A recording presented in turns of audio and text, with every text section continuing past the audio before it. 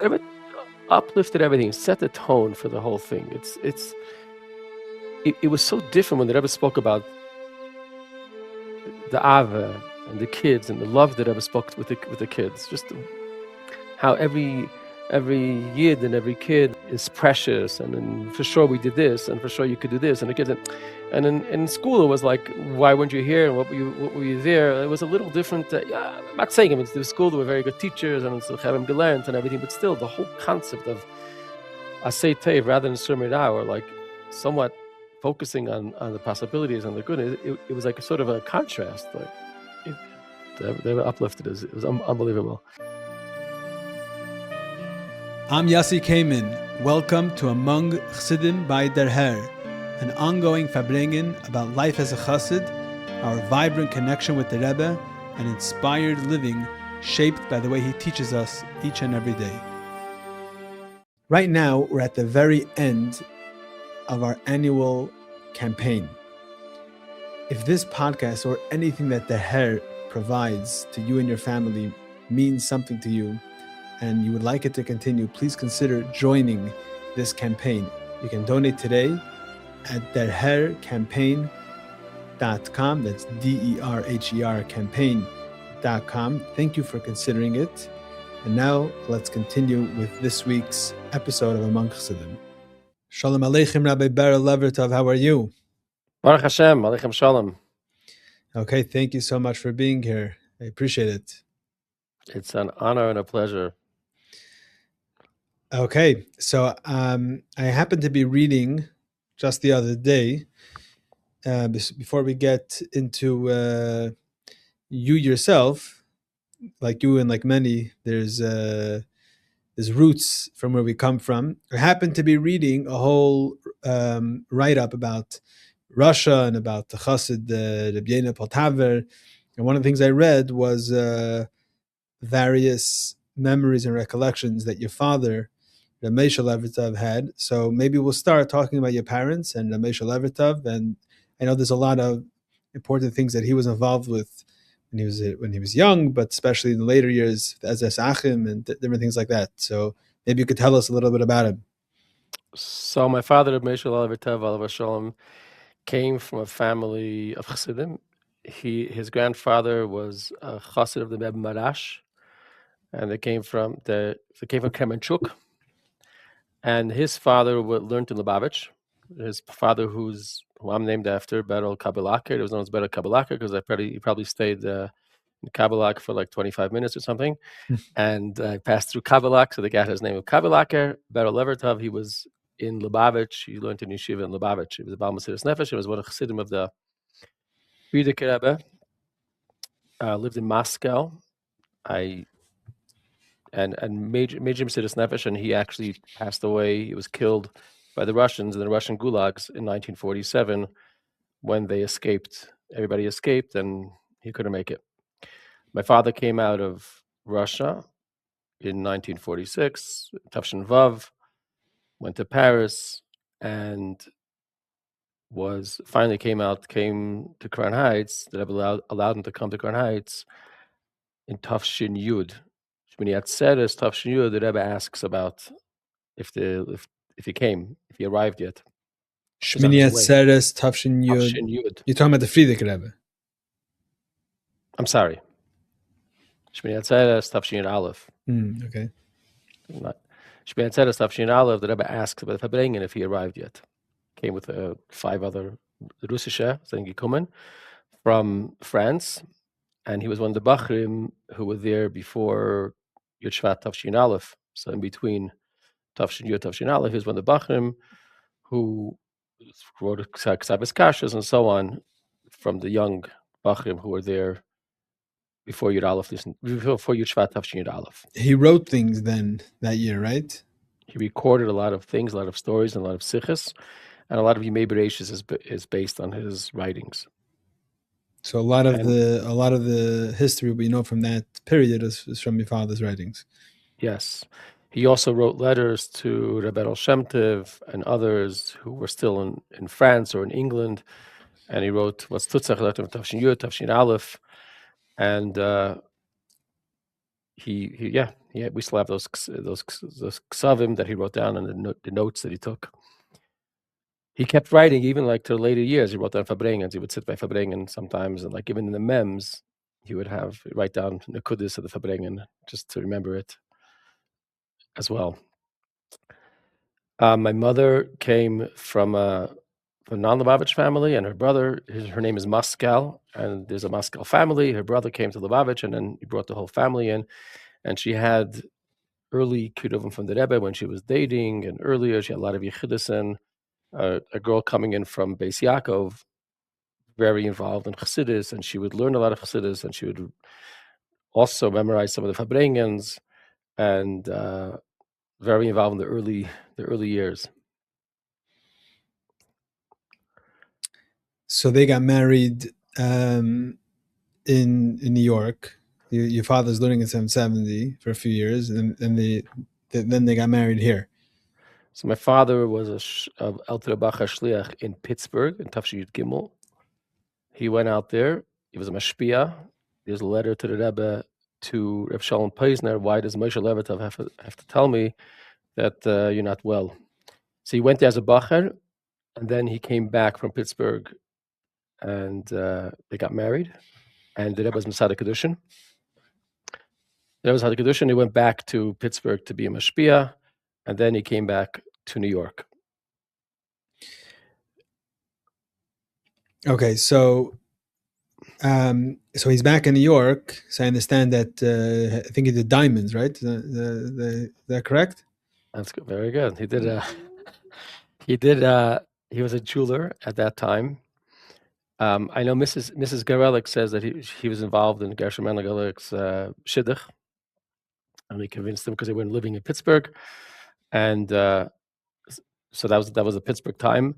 And then he has letters from the Rebbe then, and he comes back to New York, and they didn't have children for some time, but if the bracha from the Rebbe, the doctor said actually that they couldn't have any children, and with the bracha of the Rebbe, my mother actually had an appendix removed, and the Rebbe said, "Epis nicht gut is a ruis, so epis gut reinkommen."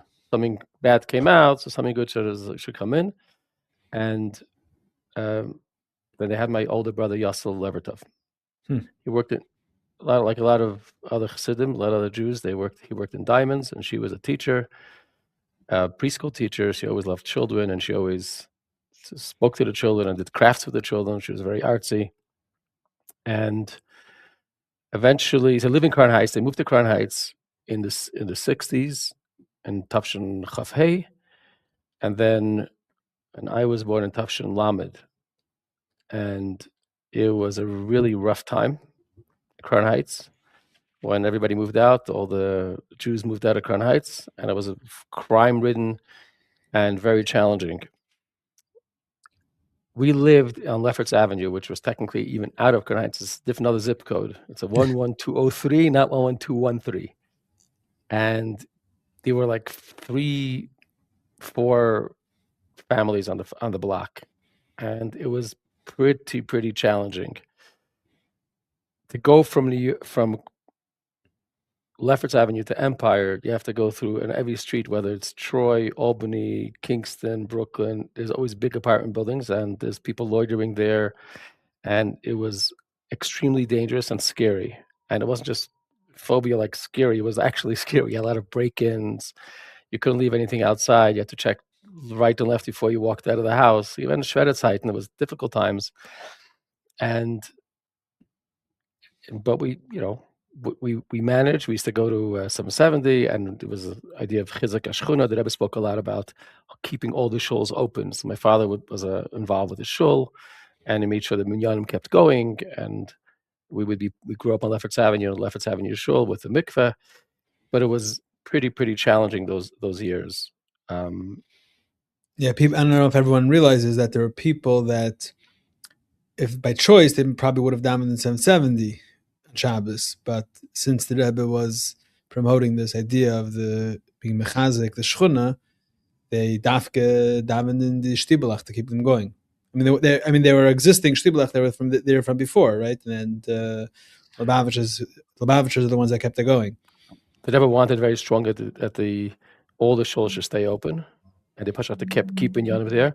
I remember they still had like different nuschais, sidurim, and sometimes they would add a few things of chais before. But might have. I remember growing up, there was like a one till the last guy left or passed away. They kept saying there's the bracha that in you say Yirei v'yismach libeinu or something that we kept saying in might have at the end before Shemoneh Esrei.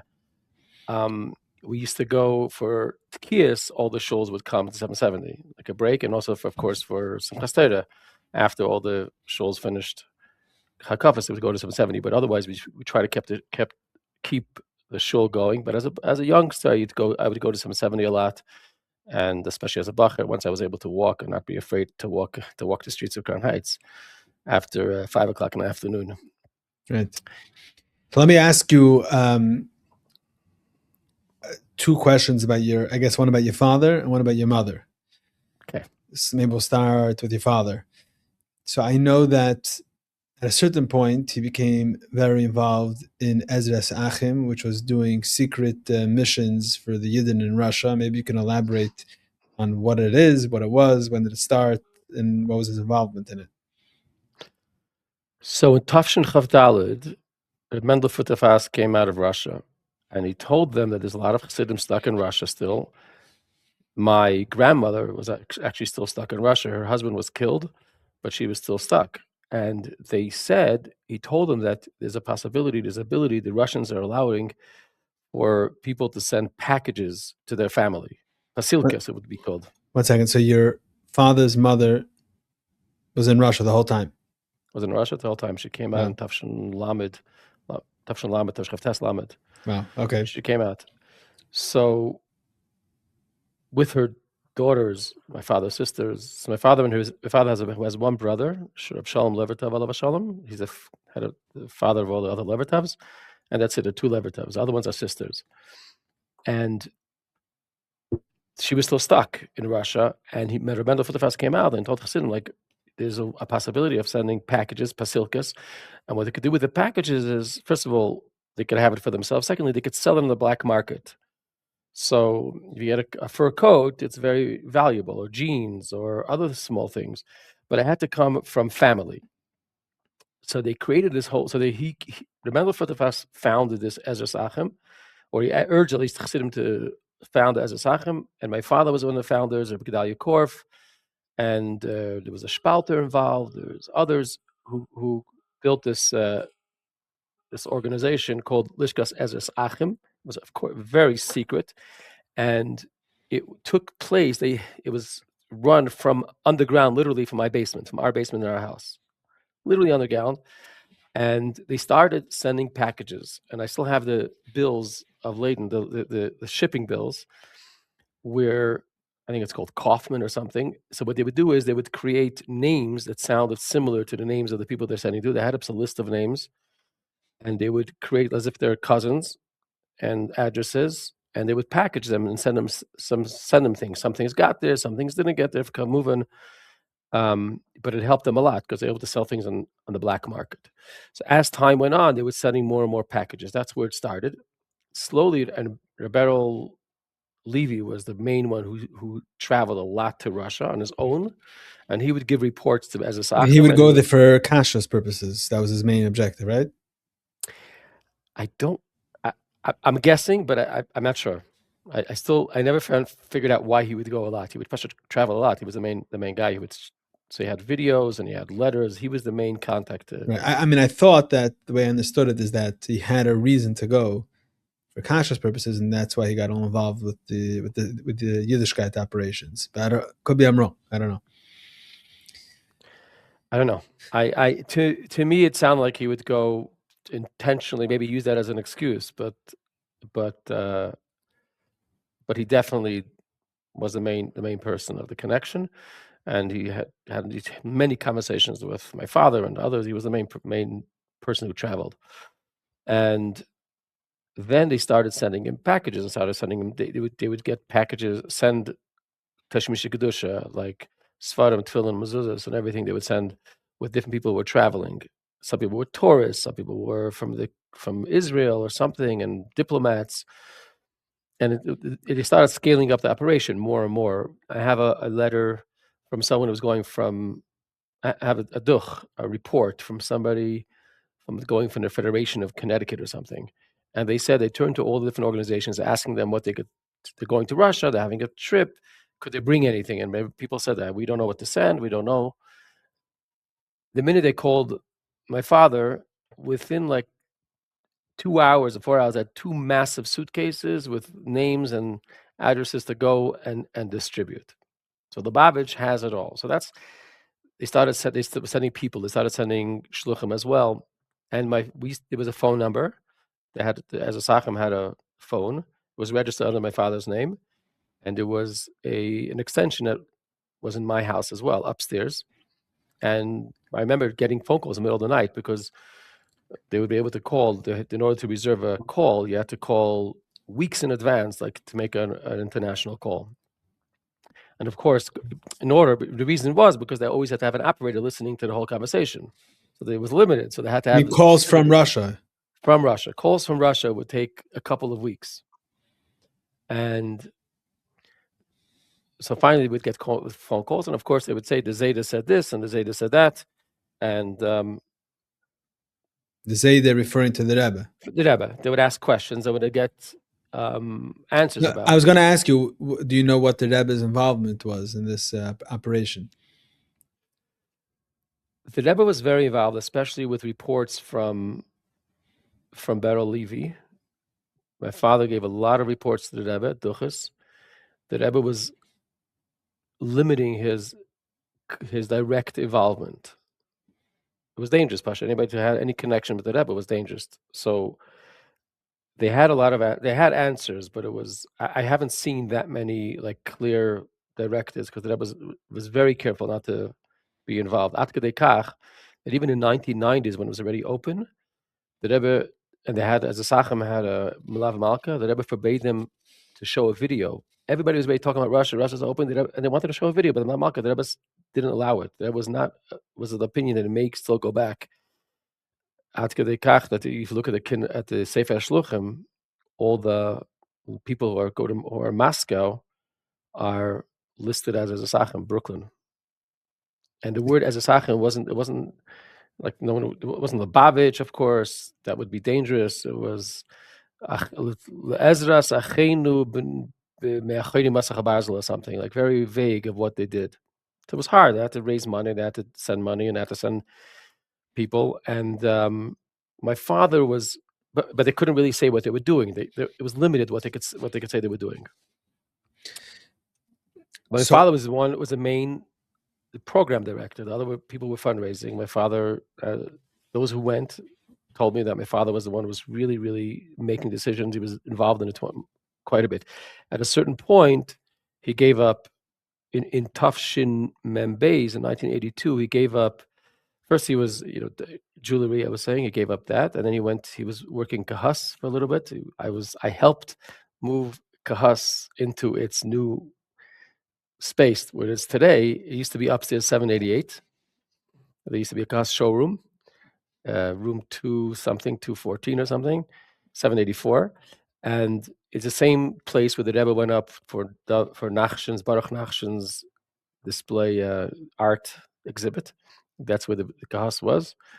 And then in Tafshin Mem, it moved over to the current space. And I helped my father organize it and set it up. And I used to hang out a lot at Kahas. And then he asked the Rebbe if he should go full-time into Ezras Achim. It was time to get more involved, more time, because the Rebbe said he should go. And that's when they started sending more and more shluchim and more younger light couples would go. Right. So all these couples that went, they're all sent by Ezras Achim, throughout the mems and those years. Over the past few months, I've been receiving constant feedback regarding Among Chassidim podcast. Each episode brings a different guest and hits home differently for a different person.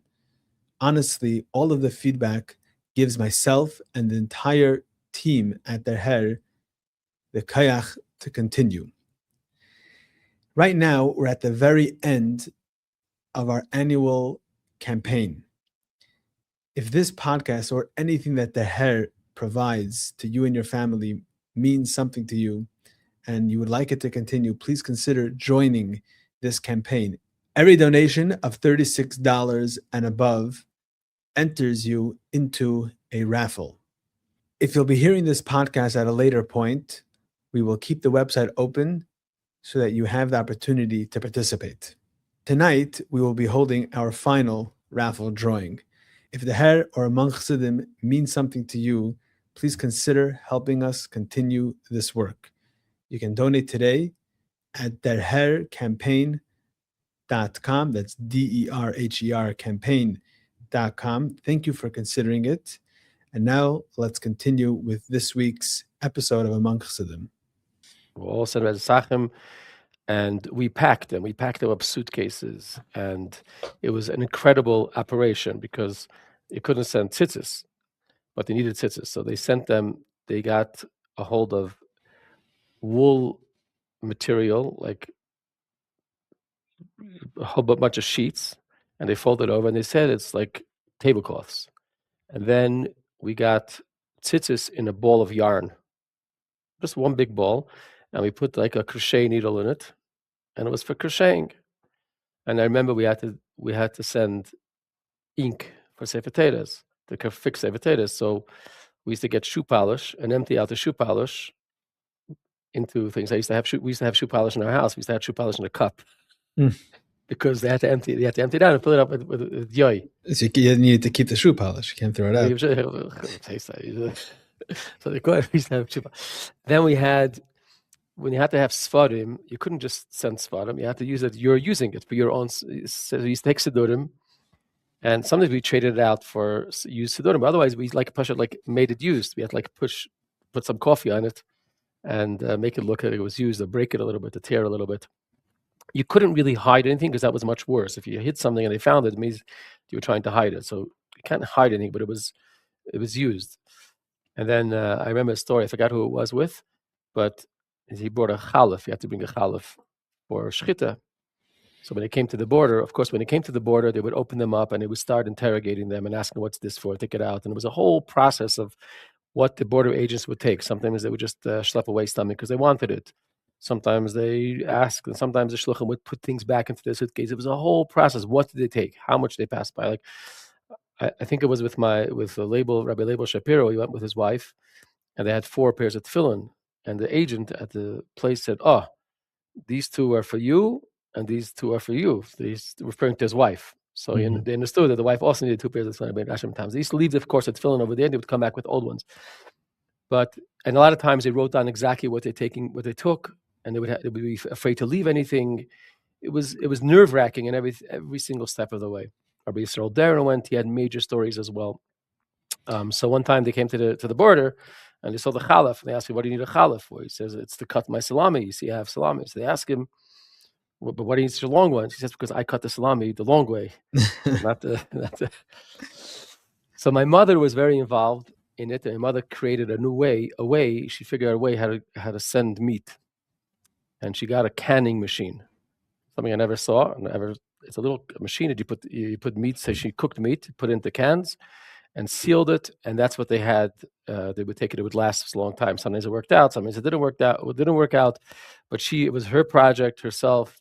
Voluntarily, she made meat for the Yidden in Russia and for the Shluchim as well. And Rabbi Berel Levertov tells a story that one of the times he went, they were packing it up, and my mother came down and said, they came to the basement, and that's where everything was happening.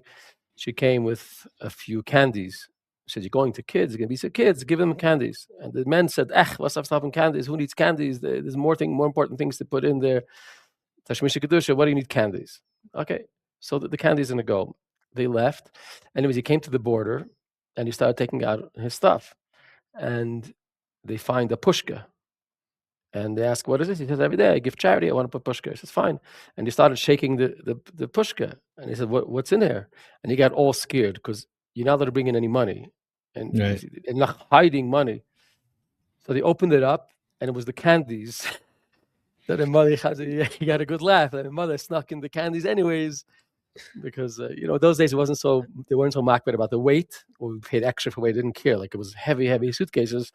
Of course, we paid overweight, whatever it was, it didn't matter. So it wasn't the amount of pace, the weight, it was about the spaces. So she cared about the chocolates for the kids or the candies for the kids. Mm-hmm. So she got involved with that. There was somebody who came out of Russia who told me that my father, there was somebody who had to go through some operation and they needed to have the equipment, like a kit, like for a knife and scissors and other things, a whole kit. And that's what they needed in Russia. They couldn't get it. So my father got no one was able to help. Okay, forget it. You can't find it. My father went around, called different hospitals, and finally got a hold of a doctor, and finally got this kit.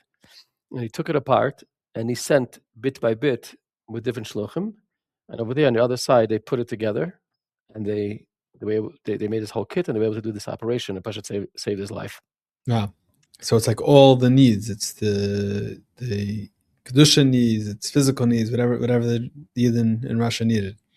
Ruchnius and Gashmius and very, very involved. And that's where Berel Levertov came and got involved. He went as a bacher, and then after he came back, he realized that the bachrim are going, they're not really continuing the connection, and they're chosen by these younger light or people who run the organization don't really know the bachrim. So he got involved and started volunteering. And he said my father gave him a desk, and he said, "Here's a desk and a phone call. Make as much as you want. Call Russia." Then it was starting to get a little open. It was 89 already, or Tafshinun to 89, and it was at least $1 a minute, at least, maybe even more to call. But my father said, "Don't worry, just make any phone call you want to Russia and organize." And he took it to Karani, him with Yisroel Achim to Yena Prus. They got involved and they really revamped it. He expanded and got more bachrim involved, made a whole system, and it expanded operations. So basically, you're saying that the whole Chabad in Russia was basically when it was not safe to run it there and it was being operated from New York, because basically Ezras Achim was doing it, and then until Lubavitch became established in Russia itself. Absolutely, Ezras Achim is a main part of Lubavitch in Russia. It's the foundation of Lubavitch in Russia. The reason that we were able to operate once it opened up is because we were there the whole time. They had connections. They had a whole network of people, and they were pashat sending stuff and money and stuff to sell in the black market, cameras and ruchnias and gashmis. The point was that they would refuse nix. Anybody who applied for a visa to leave Russia, especially to Eretz Yisroel, they would immediately lose their job. So they had to have a parnasa. They had to be in the black market. So they would go there. They would pose as tourists and go do tourist things, and they would take pictures, bring cameras, expensive cameras. I remember those cameras, and they would leave it there, and the people there would sell it. I know Kahas went also. There was a book fair, Jewish book fair or something, and they would bring Sfarim there, and people would steal it, Kaviyachal, from them. They knew already what they're going to do. Very, very dangerous times. And what's interesting, one of the reports that I read in 1984, they write that we imagine that things got slowly opened up. It was hard, and it got slowly opened up. Finally, it opened up in 1990. The truth is, it wasn't that way. In 1984, there was two successive people who running Russia, the presidents of Russia, who died, and they were there for a short time. And one of them, the report writes that it's been terrible. The people are reporting that the arrests have been made. More people are being interrogated and arrested, and they're clamping down on all the Yiddishkeit more than before. So it first got worse before it got better. Right. And I think people's narrative is that, like, in the 30s and the 40s, 50s, it was terrible, and then they forgot about the Yiddishkeit. You're saying that in those tkufas itself, there was ups and downs. There was ups and downs, and it was the same year. If I remember correctly, it's the same year. Tafshim Mem Dal, Tafshim Mem Gimmel. The Rebbe spoke about Machane Starim in Petersburg. The Tzemach Tzedek would speak on Yom Kippur, on Rosh Hashanah, and would mention different ministers in Petersburg who should remain and who should not remain, and that's what happened to them. And the Rebbe mentioned just this story on Rosh Hashanah, and actually the guys who were in charge, the Peget, died, and those were terrible people. It was actually getting worse. And I heard that when Professor Yirmi Abanover met with Gorbachev asked him, "Who is this rabbi who said that it's going to get that it's going to it's going to open?" Because I myself wasn't planning to open it. I don't know what happened. He says somehow I was motivated to do it. So it wasn't like it was a plan. He was actually going to plan to make it worse, Gorbachev, and the pale Nisim and the flies. So it's clearly the Rebbe's working over here in this thing. Right. So that's as the Tkufa as Ezras Achim was amazing. Tkufa again answers and connections, reports to the Rebbe all the time. And then when it opened up, there were major containers were going. The Schmerlings were involved with containers from Switzerland, and the Ronald Lauder and Israel Singer and Bronfman, and there was time to send matzahs, and hundreds of thousands of dollars are going through, like, to really start pumping in and rebuilding Yiddishkeit in Russia once it opened up. You remember Rabbi Kogan came in Tafshin Memvav, and he stayed at my house. He was a tzaddik of Leningrad because we knew them. My father took care of him when he was in Russia. That was their connection to the Rebbe. So that was an amazing tkufa of really, really helping and finding out and debriefing and connecting to watching all these Hasidim go. I remember that, if I remember correctly, when he used to put down mashke on Shabbos to take, and everybody, so with the Fabrengens, at first they would. So anyways, by the Fabrengens, the Rebbe would give mashke from the Fabrengen, mix from his becher into the mashke. If anybody was doing a pola that week, so, and they would have to announce what they're doing. But when the shluchim went to Russia, they would take, but they wouldn't announce. You could have sagen, they shouldn't say what they're doing. Right. Okay. So, and these things have been documented. I mean, the Herr has written an article about the Ezras Achim, and we actually had one about, you mentioned B'Shir Kogan, we had one about him, but there's a lot more that, I don't know what, a lot of these things, it sounds like it weren't documented, so it's, it's hard to collect, but it's a lot of fascinating anecdotes that should be recorded. Yes. One of the fascinating things, I had one of the duchas of one of the shluchim, and I sent it to him, and he says, I never kept a copy because it was special dangers. We weren't allowed to keep a copy. I sent it to the Rebbe, and that was the only copy. So they, as a Sachem, kept a copy, I guess. But classified stuff. Yeah. There's no question that they were listening into the telephones, and they were watching. Right. Okay. So I want to ask you about your mother.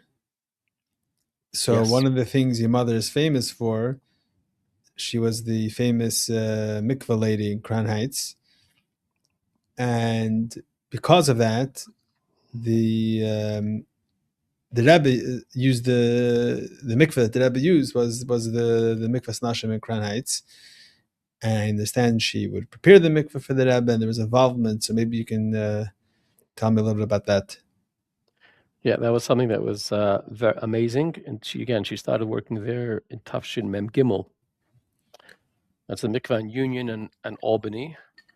And of course, the women used the mikvah at night. So the Rebbe would use the mikvah before he went to the oil every time.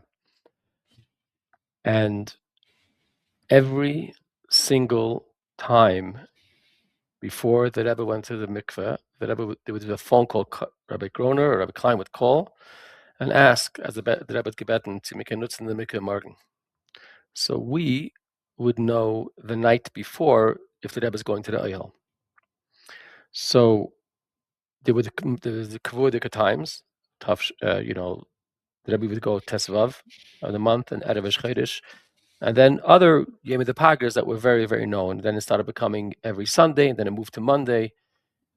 It was kavua. I remember getting a phone call after Farbrengen. The Rebbe gave Rebbe Farbrengen, and after Farbrengen, like 11, 12 o'clock at night, a phone call came in asking if the Rebbe could use the mikveh tomorrow. When we already knew for sure the Rebbe's going to use the mikveh.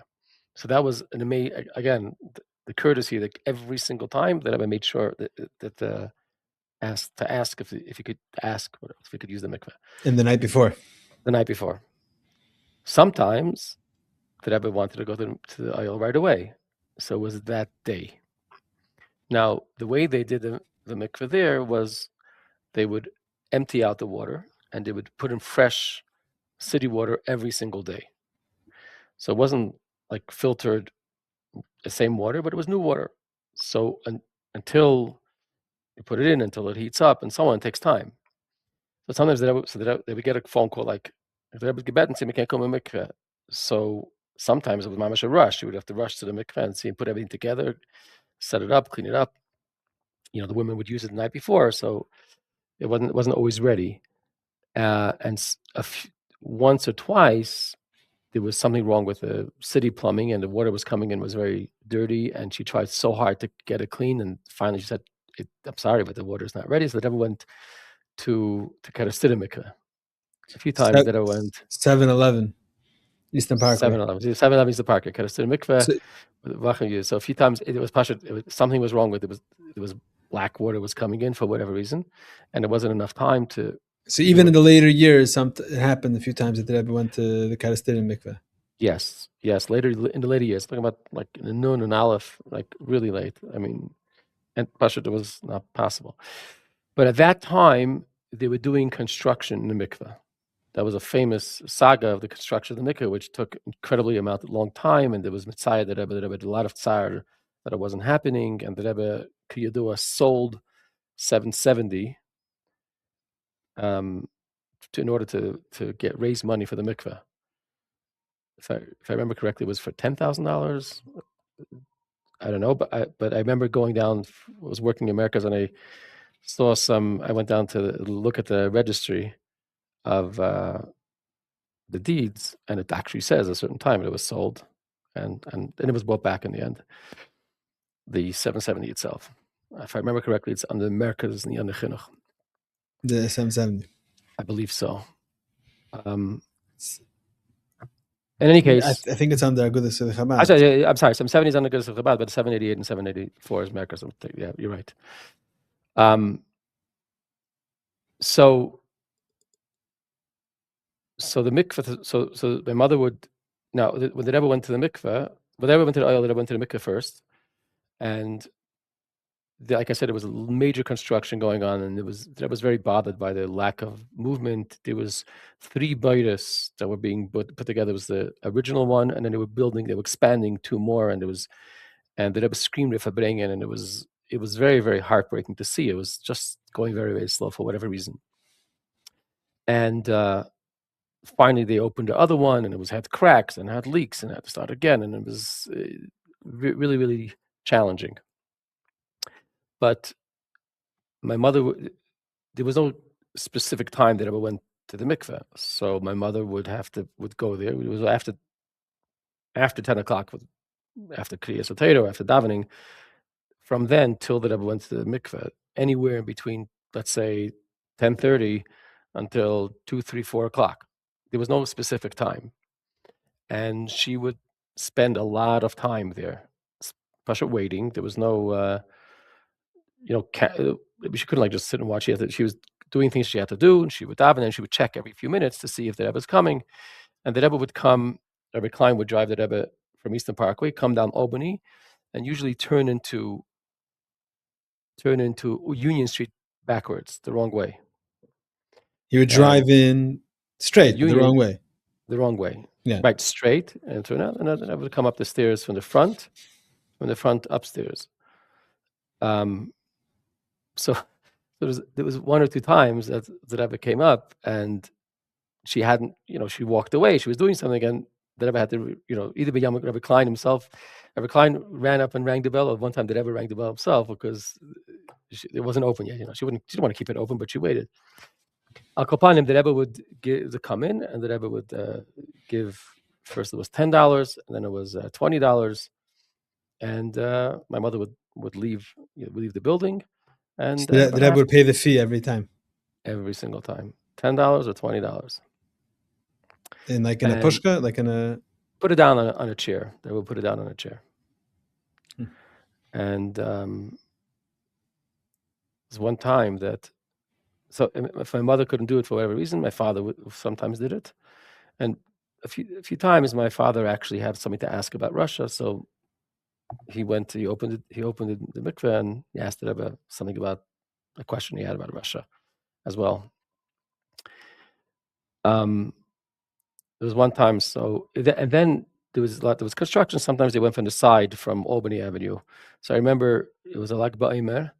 My mother asked me that if I could hold the door, if I could open the door downstairs for the Rebbe to come in from Albany, because there was upstairs and downstairs, and she wanted to stand upstairs and just need someone to open the door downstairs. I looked at it. I was planning to, when the Rebbe came, to open the door and walk away. What am I supposed to be? I wasn't planning to be there. This is like Ba'omer after a parade. I think it was Tavshim Zayin, and I was planning to open the door and just walk away.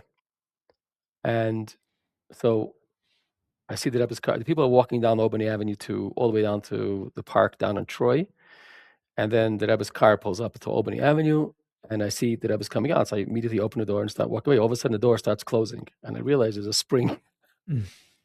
There's a spring. I mean, the door's going to shut. I can't just leave it. So I'm standing over there. I was like mortified because I wasn't planning, but I held the door open. It was a siyah that I'll never forget. I held the door open for the Rebbe. The Rebbe said Yasher Koyach, and I went inside. And another time, my parents wanted to leave. It was in the summer. They wanted to leave for the day, and they couldn't get anybody else, the other mikvah ladies, to open up. So they asked me if I could open. I said, I'm not really, I don't feel comfortable opening the mikvah for the Rebbe. But they said, if you don't open, then we can't go on this trip. So I said, you know what? Okay, I'll do it for them. So I stood there I stood there and I held the door open for the Rebbe. It was shreklech to watch. I mean, not shreklech, but just to watch the Rebbe come up the stairs. You're standing and the Rebbe is walking slowly up the stairs, and I'm opening the door. And being in the building yourself with the Rebbe, as he goes to the mikveh, very powerful moment. And when the Rebbe left, the Rebbe said, "Guten Tag." So I didn't know what to say. What do you say when the Rebbe tells you Guten Tag? Right.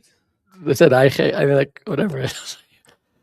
Of course, I went to the mikveh right after that. After that, I went to Tevel, so that was the real schus. I was able to do it.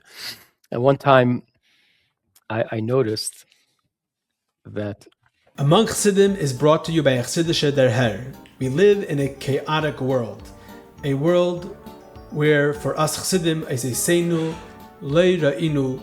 We do not have the ability to hear and see the Rebbe on a daily basis. Yet we know that the Rebbe is very much with us, and the Chassidus Chabad is alive and thriving more than ever before. One needs to only tap into it. Chassidische Der Herr provides you and your family with the tools necessary to tap into all of this. Whether it's the monthly magazine, the way it all began, whether it's Der Herr books, Der Herr online content, and so much more. Men, women, and children throughout the world benefit and use these tools on a daily basis. Whether it's children enjoying the children's magazine that comes along with the regular Der Herr, or enjoying the children's podcast, whether it's Bachrim in yeshivas receiving the Der Herr, whether it's girls in high schools enjoying Der Herr club in their local high school. People all over the world and from all walks of life enjoy and utilize these tools and take advantage of it. If you're not already subscribed to the Herr Monthly Magazine, do so today at derher.org. That's derher.org. Der Herr is a dynamic organization which is committed to continue providing these tools, grow on a constant basis, and do all that we can to help this effort. Baruch Hashem, it takes a lot of resources and finances to make this all happen. You can be part of Der Herr through your financial support as well, through visiting our website derher.org or through contacting us to setting up a meeting. Thank you very much. Enjoy the rest of the podcast. That this chair that I was using is not a good chair. And those days, there was a gesund, after the Rebbe had the Meister with the foot in Tashim and Vav, so people were more sensitive about things. So I asked, like, why can we get a better chair? So we tried to figure out what kind of chair, whatever. Finally, they brought from 770 one of the red chairs. The Rebbe's nice red chairs, and they brought it to the mikveh. And that's what the Rebbe used after that. And then they kept it there, and it's still there. And it's like the women, it's a schus that the Rebbe's chair is sitting. It's a red chair in the middle of the mikveh. After construction, they finally got the last third boyd, the mikveh ready, and it was, and they wanted the Rebbe to use it. The Rebbe used it, and after the Rebbe gave a message as "Fara frui, was hat ze tam mit der Herz is schwer to ruf gegen die Treppe." That if a woman who has heart sensitivities, heart problems, it may be hard to go up to the steps. So that, because that mikveh was a little deeper for whatever reason, and I think that Rebbe was saying that he didn't want to use that one anymore because it was harder. So they didn't give him that one yet. Other times, the way it worked is that not all the mikvahs had water in it every time. They had, but they switched. This is a new mikvah that they just finished construction, and finally they had the rainwater, and finally everything was fine. So the first one to use it, my mother wanted that the Rebbe should use it first. It was a big schus, like the ladies to go into the mikvah that the Rebbe used afterwards at night. So they wanted the Rebbe to inaugurate it, and the Rebbe used it, but then the Rebbe sort of asked not to use it again. One time, my mother got a message that the clocks weren't updated. There was daylight savings, or the clock was broken, and the Rebbe could say that the clocks were not good. So the Rebbe gave a message: the clock should be done. I remember once my mother, I don't know why, but my mother gave me and told me that Rebbe left his gartel, his undershirt gartel, not the regular gartel, but the undershirt, the tzitzis gartel. And I had it. I remember holding it, and it was like a 3/4 inch, and it was full of knots, terrible knots, like knotty, And I had a big dilemma: like, should I buy a new one and return it, or should I return this? Like, what's the maybe they never left it, they never doesn't want it anymore. And it was a big nisayon, but I went and I brought it back to Rabbi Klein. And I said, did I ever left this? I mean, so I didn't keep it. Mm-hmm.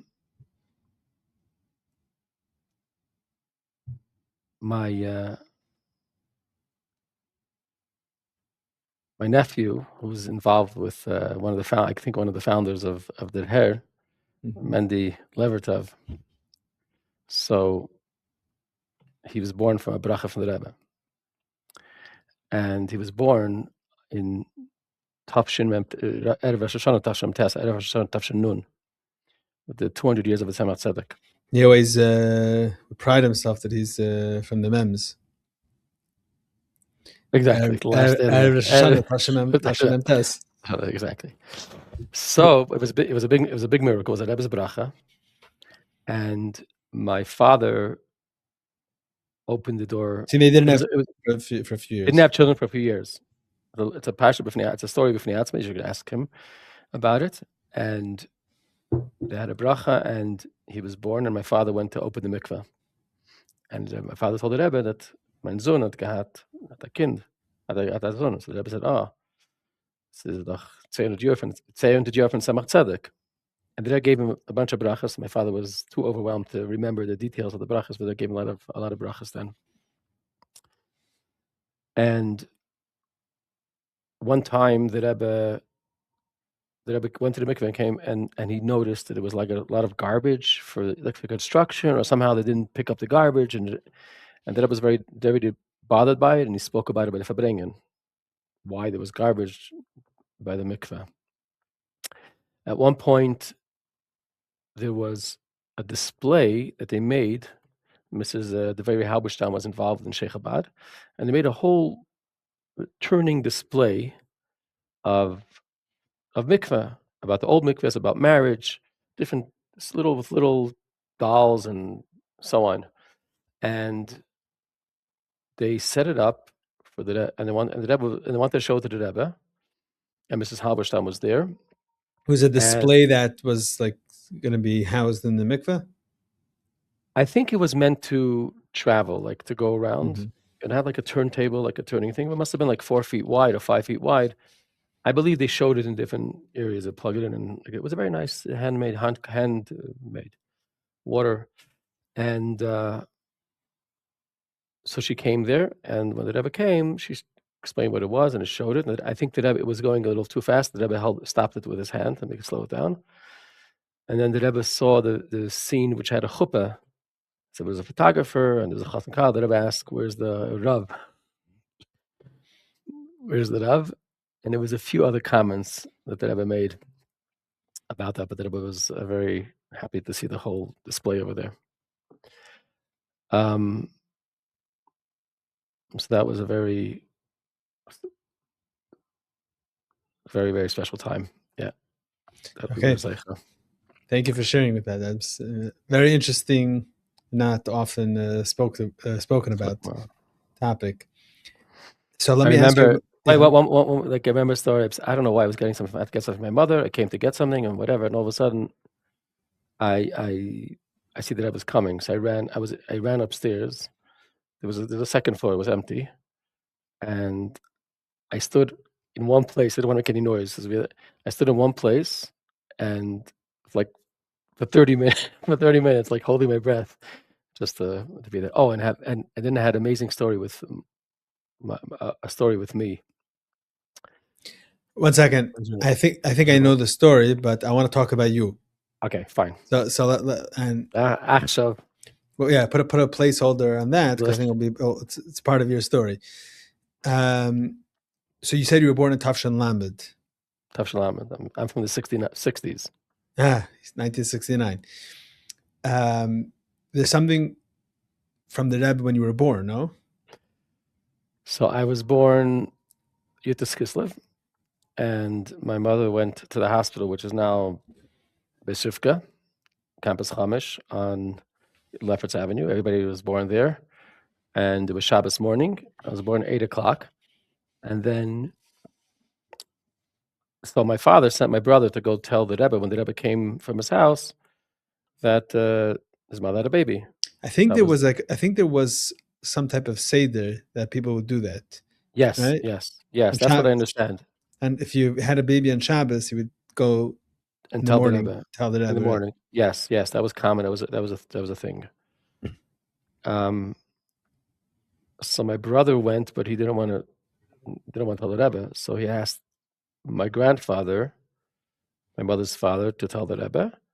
And your mother's father lived in Crown Heights? He did not live in Crown Heights. He lived in the Bronx and then in Borough Park. So I guess he came for Yutas Kislev, maybe. For some reason he was there, and he told the Rebbe, and the Rebbe said, "Oh, Yutas Kislev," and the Rebbe said, "Oh, and the bris was on Shabbos Chanukah."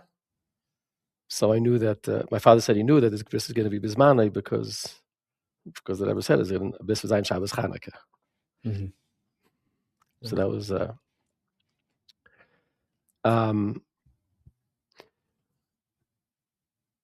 So growing up in Crown Heights, it was an incredible time, of course, to be by the Rebbe. The tzir, the experience that you remember is there weren't that many kids, and it came from the people who were living there. The Chassidim came from all these people from all the tzaddis that they had in Eastern Europe, whether it was Russia or they were survivors, and the teachers weren't we still was in the mode of teaching with. Not all the teachers were the most loving people. Let's put it this way. So we gechapt, like we were troublemakers, so we got what we deserved. But it was amazing. Like the Rebbe sort of was the kind one. Like the Rebbe spoke, and the Rebbe encouraged the kids, and was involved in our lives. It like uplifted everything. Like it covered over. It overcame everything, all the challenges. Like I said, living in Crown Heights was challenging. I mean, I think the Rebbe kept us in boot camp, if you will. I mean, because anywhere outside of Crown Heights was like going to be better. It was difficult. I mean, you wake up with nightmares. We had people in our house. There was muggings and everything. People were killed. I mean, a bacher was shot, killed, making a phone call. It has an effect on the kids. You can't walk in the streets easily. You're afraid every time you see somebody. So, but the Rebbe encouraged and inspired and just uplifted everybody. It was a Machane, he came to Fabringen, and especially when it came to the mems, when it was Tzivos Hashem, and the Rebbe Pashut like gave the kids, looked to the kids and gave them such power and spoke directly to them. Tafshim Mem, the Rebbe said that when she proved redden durch the Eltern, tried speaking to the Eltern. Now I'm going to speak directly to the kids. I was going to try directly. There's a sikha that Rebbe says that I'm going to directly to the kids. Forget about the parents and speak directly to the kids. I mean, we went on with tankist, and my brother was a tankist. He drove one of those bread trucks, the Wonder Bread trucks. That was the tank, and I was part of it. I remember Tafshin Mem, Shnasa Shleishim with the tanks. It was the Rebbe really like gave the kids amazing, like uplifted the kids, especially in Tafshin Mem Aleph. I remember we were part of the choir for Simchas Torah Tafshin Mem Beis. There was by Kosher Bracha. There was a choir, and we were waiting. It was Tzivos Hashem, and we had it was a Tzivos Hashem choir. Tzivos Hashem choir. Wasn't later that became Tzilva Zemer? No. First it was Tzivos Hashem. And then it was Tzilva Zemer, Avram Moshe Rosenberg, and it was amazing. That music, and we had a choir, and I think we were planning to be there like just for like 2 hours or something, and it ended up we were the whole Kosher Bracha. We stayed the whole Kosher Bracha. And at the end, the Rebbe like turned and like led the whole choir. I don't know, there's a picture, a video of it. The Rebbe says, "We want to Mashiach." There's a video of the Rebbe saying of doing it. It was like standing the Kosher Bracha and singing in the choir. I'm curious to why they never did it again. The Rebbe, I mean, was for it. It wasn't only Lubavitcher kids, right? Right. So I remember Shlomi Dax was part of it, and Srili Williger, these big singers, and but mostly Lubavitcher Torah kids were. So you could have been a singer also. Exactly, even that mamish. But yeah, that was really good, but B'chlal, the Rebbe, like mamish, took care of the kids and gave us inspired with the Tzivos Hashem, did a lot for us kids. You're saying something important. You're saying basically, the system, everyone likes talking about the system. The system might not have been the best, or people might not have had a good experience at all, but the Rebbe was the oasis that was higher than the system. That uplifted everything, set the tone for the whole thing. It was so different when the Rebbe spoke about the Ava and the kids and the love that Rebbe spoke with the kids. Just how every yid and every kid and every is precious, and then for sure we did this, and for sure you could do this, and the kids, and in school it was like, why weren't you here, and what were you there? It was a little different. I'm not saying it was the school, there were very good teachers and it's Chabad gelernt and everything, but still the whole concept of Asay Teiv rather than Surmei or like somewhat focusing on the possibilities and the goodness. It was like a sort of a contrast. Like that was the place where the Rebbe, and in a way, like sort of like as a kid, it also bothered. Why does the Rebbe talk about so much about the goodness and the tzaddikim? What about like not everybody's frum, not everybody's is doing all these good things. They were uplifted. It was unbelievable, and yeah. There's a diary that in Yuman that a kid went over to the Rebbe and said that his Malamed Just hitting him. Hitting him. The Rebbe took it very seriously. The Rebbe said, which yeshiva is it? I think the Rebbe asked who's the Malam. And I heard that there's a backstory that Skidders ended up calling the school. I mean, I don't know who this kid was, but he felt like the Rebbe's the address. There's no question. They used to go hang out a lot. As like I said, I lived in Lefferts Avenue, so it wasn't easy to go back and forth, especially as a kid. Once I was in 770, I couldn't come back. It wasn't simple because it was at night or Fabrengen or whatever it was. So we used to sort of park there and hang out, and that was the place to be. In 770, we could be. So I used to go sometimes for davening. My father would daven still in Lefferts Avenue Shul, but I wanted to be by the Rebbe, so I stood there. I was very fortunate. My father had a place by the Shvil, so I sat I sat with him a lot of time with all the skanim. He sat. I sat. He sat. No, he sat on the table over there. By the table, and I as a kid, I used to sit with him whenever he used to come in time. But for bringing, I would sit. I remember those days. And there's some videos of it as well. But it was precious. Precious. Did he move to sit with the kids by the Rebbe's feet after Mamalef? Once or twice I sat by the Rebbe's by the feet. Yes, once or twice I sat there. But whenever I wanted, I could just sit by my father. So it was. I didn't have to do that one. But later on, Al-Tabachar, once I Tafshin and Beis, they had closed off the tables because the kids were commanding over there. And they closed off a table and they put a wall around it. So the kids stopped saying that, but Bachrim came on from underneath, under the bleachers came in. And one of the Bachrim was Mendel Feller, and he was out of town. So he gave me his place when Tafshin and Beis, and it was incredible, to be so close up. It was closed off, but a little bit we opened the board and to see from so close up, you can even see the crumbs on the Rebbe's situg. That was very precious. And when the Rebbe was coming in and out by davening, you were up front, by the shvil, or you were with the crowd? How did it work? Until my bar mitzvah, I was in the front. I remember.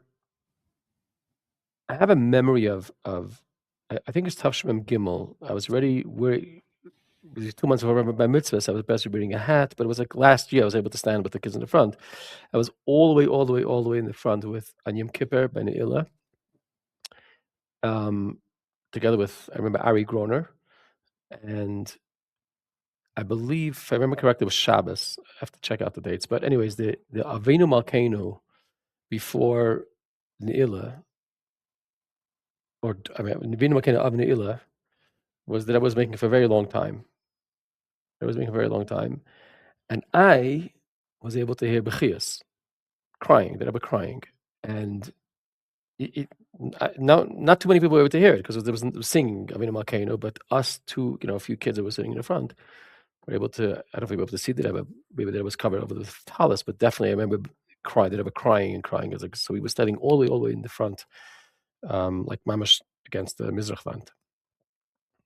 Later on, it's a Bachar, also when the Rebbe was davening for the Amid in Tafshin Nun, I was in Tisha Tafshin Nun, I'm sorry, Tisha Tasham Tes. So I was stood also Mizrach, all the way on the other side of the Aron Kodesh, and I was able to see the Rebbe from the front. In other words, I was able to see behind the Pareiches. I was able to see it, and then notice a couple of things I noticed as well. What do you mean behind the Pareiches? You see in the gap between the Pareiches and the Aron Kodesh. Yeah. There's a gap. There's a little gap. So there was a few Bachim stood over there. But as a kid, so I was, how do we put this? I was an overachiever, so I didn't fit into any classes very well. So at a certain point, we skipped into. You have the right terminology, I see. Yeah, we were overachievers. So a few of us were skipped into a higher class from 5th to 6th grade, towards the end of the year, and then went to 7th grade. And I wasn't doing too well over there either. I was put back and up, back and forth. And the Payal, Rabbi Pekarsky of Mesivta tells me that Berel, I don't know if you are so talented that we don't have anything to offer you anymore. At that time, you recommended that I should not come back next year, basically. So I went to Lubavitch Yeshiva Ocean Parkway, and academically I was learning; it was fine, but Banhaga was not great, and also it was sort of a wasted year as well. And towards the end of the year, my mother and father heard that there was a group of boys going to Israel, Teres Emes. And so they found out some friends are going to Teres Emes, so they asked Rabbi Pekarsky from Aloteda if he thinks it's a good idea that I should go to Israel. And he said, yeah, I think it's a good idea. It was 14 Sachakel. But then they asked the Anhala of Lubavitch Yeshiva, Rabbi Tenenbaum, if I should go, and he said no, he wouldn't give permission. So it was one day that Rebbe came to the mikveh, and my mother opened the door, the Rebbe went inside, and my mother left. And then the phone rang. So my mother went inside to answer the phone. People had questions and so on. So on the other side of the line was Rabbi Tenenbaum from Lubavitch Yeshiva. And she asked him, could I send my son? I think it's a good idea to send him to Yisroel. And he said no, because it's still in the middle of the year, and he's going to break apart the class if he leaves. So she said, okay, so when next year, will you let him come back? So he says, no, we're not letting him come back next year. So she said, if you go, no. Oh, you're saying you leave and you're not accepted for next year. Right, I'm not accepted for next year, and I shouldn't go. So my mother was saying in music, Rabbi Tenenbaum, was wilt für mich? Was auch tan? What should I do, Rabbi Tenenbaum? Lass ihn nicht gehen, und wird nicht sick nehmen. You're not letting him go, and you're not bringing him back. And she was crying on the phone, like, what should I do? Anyway, she hung up, and then a few days, so they wrote this to the Rebbe that Aloteda says yeah, and Lubavitch Yeshiva says no. And I was under jurisdiction of the Lubavitch Yeshiva. The Rebbe answered, Ki yadua ka'atzas hanholas Aloteda, which means the Rebbe said I should follow the lead of Aloteda, even though I was on the Lubavitch Yeshiva. Basically, I should go to Yisroel. As is known as it is known. As it is known, you have to follow the advice of the Anhola of Aloteda. The Rebbe would a lot of times answer, you have to ask your Anhala, of yeshiva. So that was as a bacher. But here there were two Anhalas, and the one that was under right then told me not to go. And actually, Basha didn't want me to go. And here, the Rebbe said I should follow the Anhala Aloteda. And then we got a call from Rabbi Tenenbaum's that telling my mother that I could go. So I don't know what transpired, but he called back and said, he gives me permission to go, and I went to Yisroel. You know that the Rebbe was in the mikveh when this conversation was happening. Yeah, the Rebbe was in the mikveh when the conversation happening, and it's probably the Rebbe heard. My mother hung up and heard probably that she oh my gosh, I didn't realize I was speaking so loud that I must have heard my conversation. That was the end of it. I never heard anything else. But it's the Rabbi Tenenbaum said I could go. I had the most amazing year in Yisroel. We were 14-year-old. There was a whole group of us, and we had amazing mashpia. What year is this? Tafshin Memdalad Memhei. 84, 85. And Rabbi Chaim Shlomo Cohen, it's Rebbe Gavin, like he really dedicated himself to the Bachrim, and he gave us, and he really, really inspired. I have, at the same time, Chaim Shol Brook was there, and he was like a veker. He used to wake us up. And he showed me, I have it settled that he gave me a copy of a Ksav Yad from the Rebbe. In the back, he writes, he asked me to wake him up, 5:45, 6 o'clock. I should wake him up to Ektiv. I was immediately as a bacher. I'm waking up Chaim Shol Brook. What do you mean he gave you Ksav Yad of the Rebbe? Two things. He had a copy of a Ksav Yad. So he gave it to me, but he wanted to read it. He said, write it back of a Ksav Yad. So that's why I kept it, because I saved it. So I have this settled that he's telling me that I should wake up. Berel Levertov, is waking up the veker.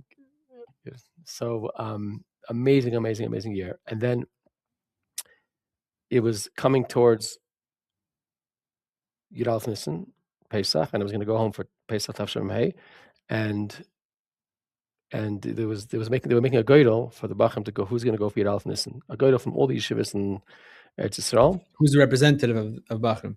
Represent a geidel who's going to represent the Bachim for Yud Aleph Nissen Tafshem Hey, and someone came over to me and asked me, who was arranging it for that yeshiva Teres Emes in Yerushalayim, and he said, you should, buy a ticket. I'm like, I don't need a ticket. I'm going to New York anyway. He says, yeah, but I think this you could. It's like I said, like, what am I going to do if I win it? He says, yeah, you'll get money. Okay, you convinced me last minute, and I bought a ticket, and I won from the whole Eretz Yisrael. I won. I was a Zeicha B'Geidel. Okay, so he came to me. Said, "Nam Zeicha B'Geidel." So you should know you have a bigger chayas. You represent all the Bachrim, which means that you have to be by every single davening. And every single Fabrengen Kamuvan.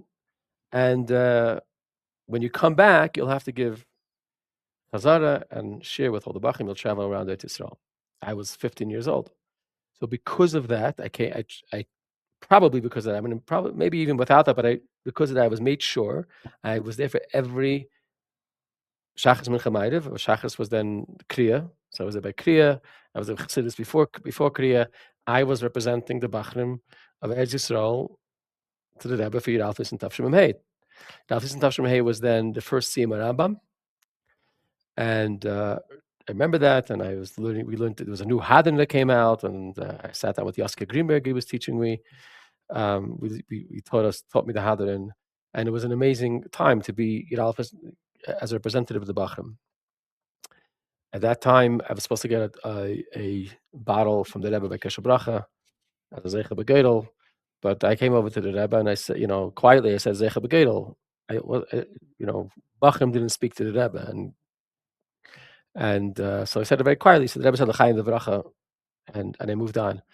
So later on, I got a bottle from Rabbi Groner. He gave me a bottle for the Bachrim from the Rebbe's, from the collection of the bottles. Like, I went back to Yisroel and I traveled around and he gave a chazara v'chulu. It was really... It's very special because, you could have just came home for Pesach. Obviously, it would be by the Rebbe, but you're coming home, and then because of this whole experience, it was like, I came to be by the Rebbe. It's also like the idea some people growing up in Crown Heights could, quote unquote, take it for granted. And here it's like, you're coming from Eretz Yisrael to the Rebbe as a Zeicha B'Geidel. It was probably a whole different experience for you. It was amazing. It was a different experience. Now, the truth is, after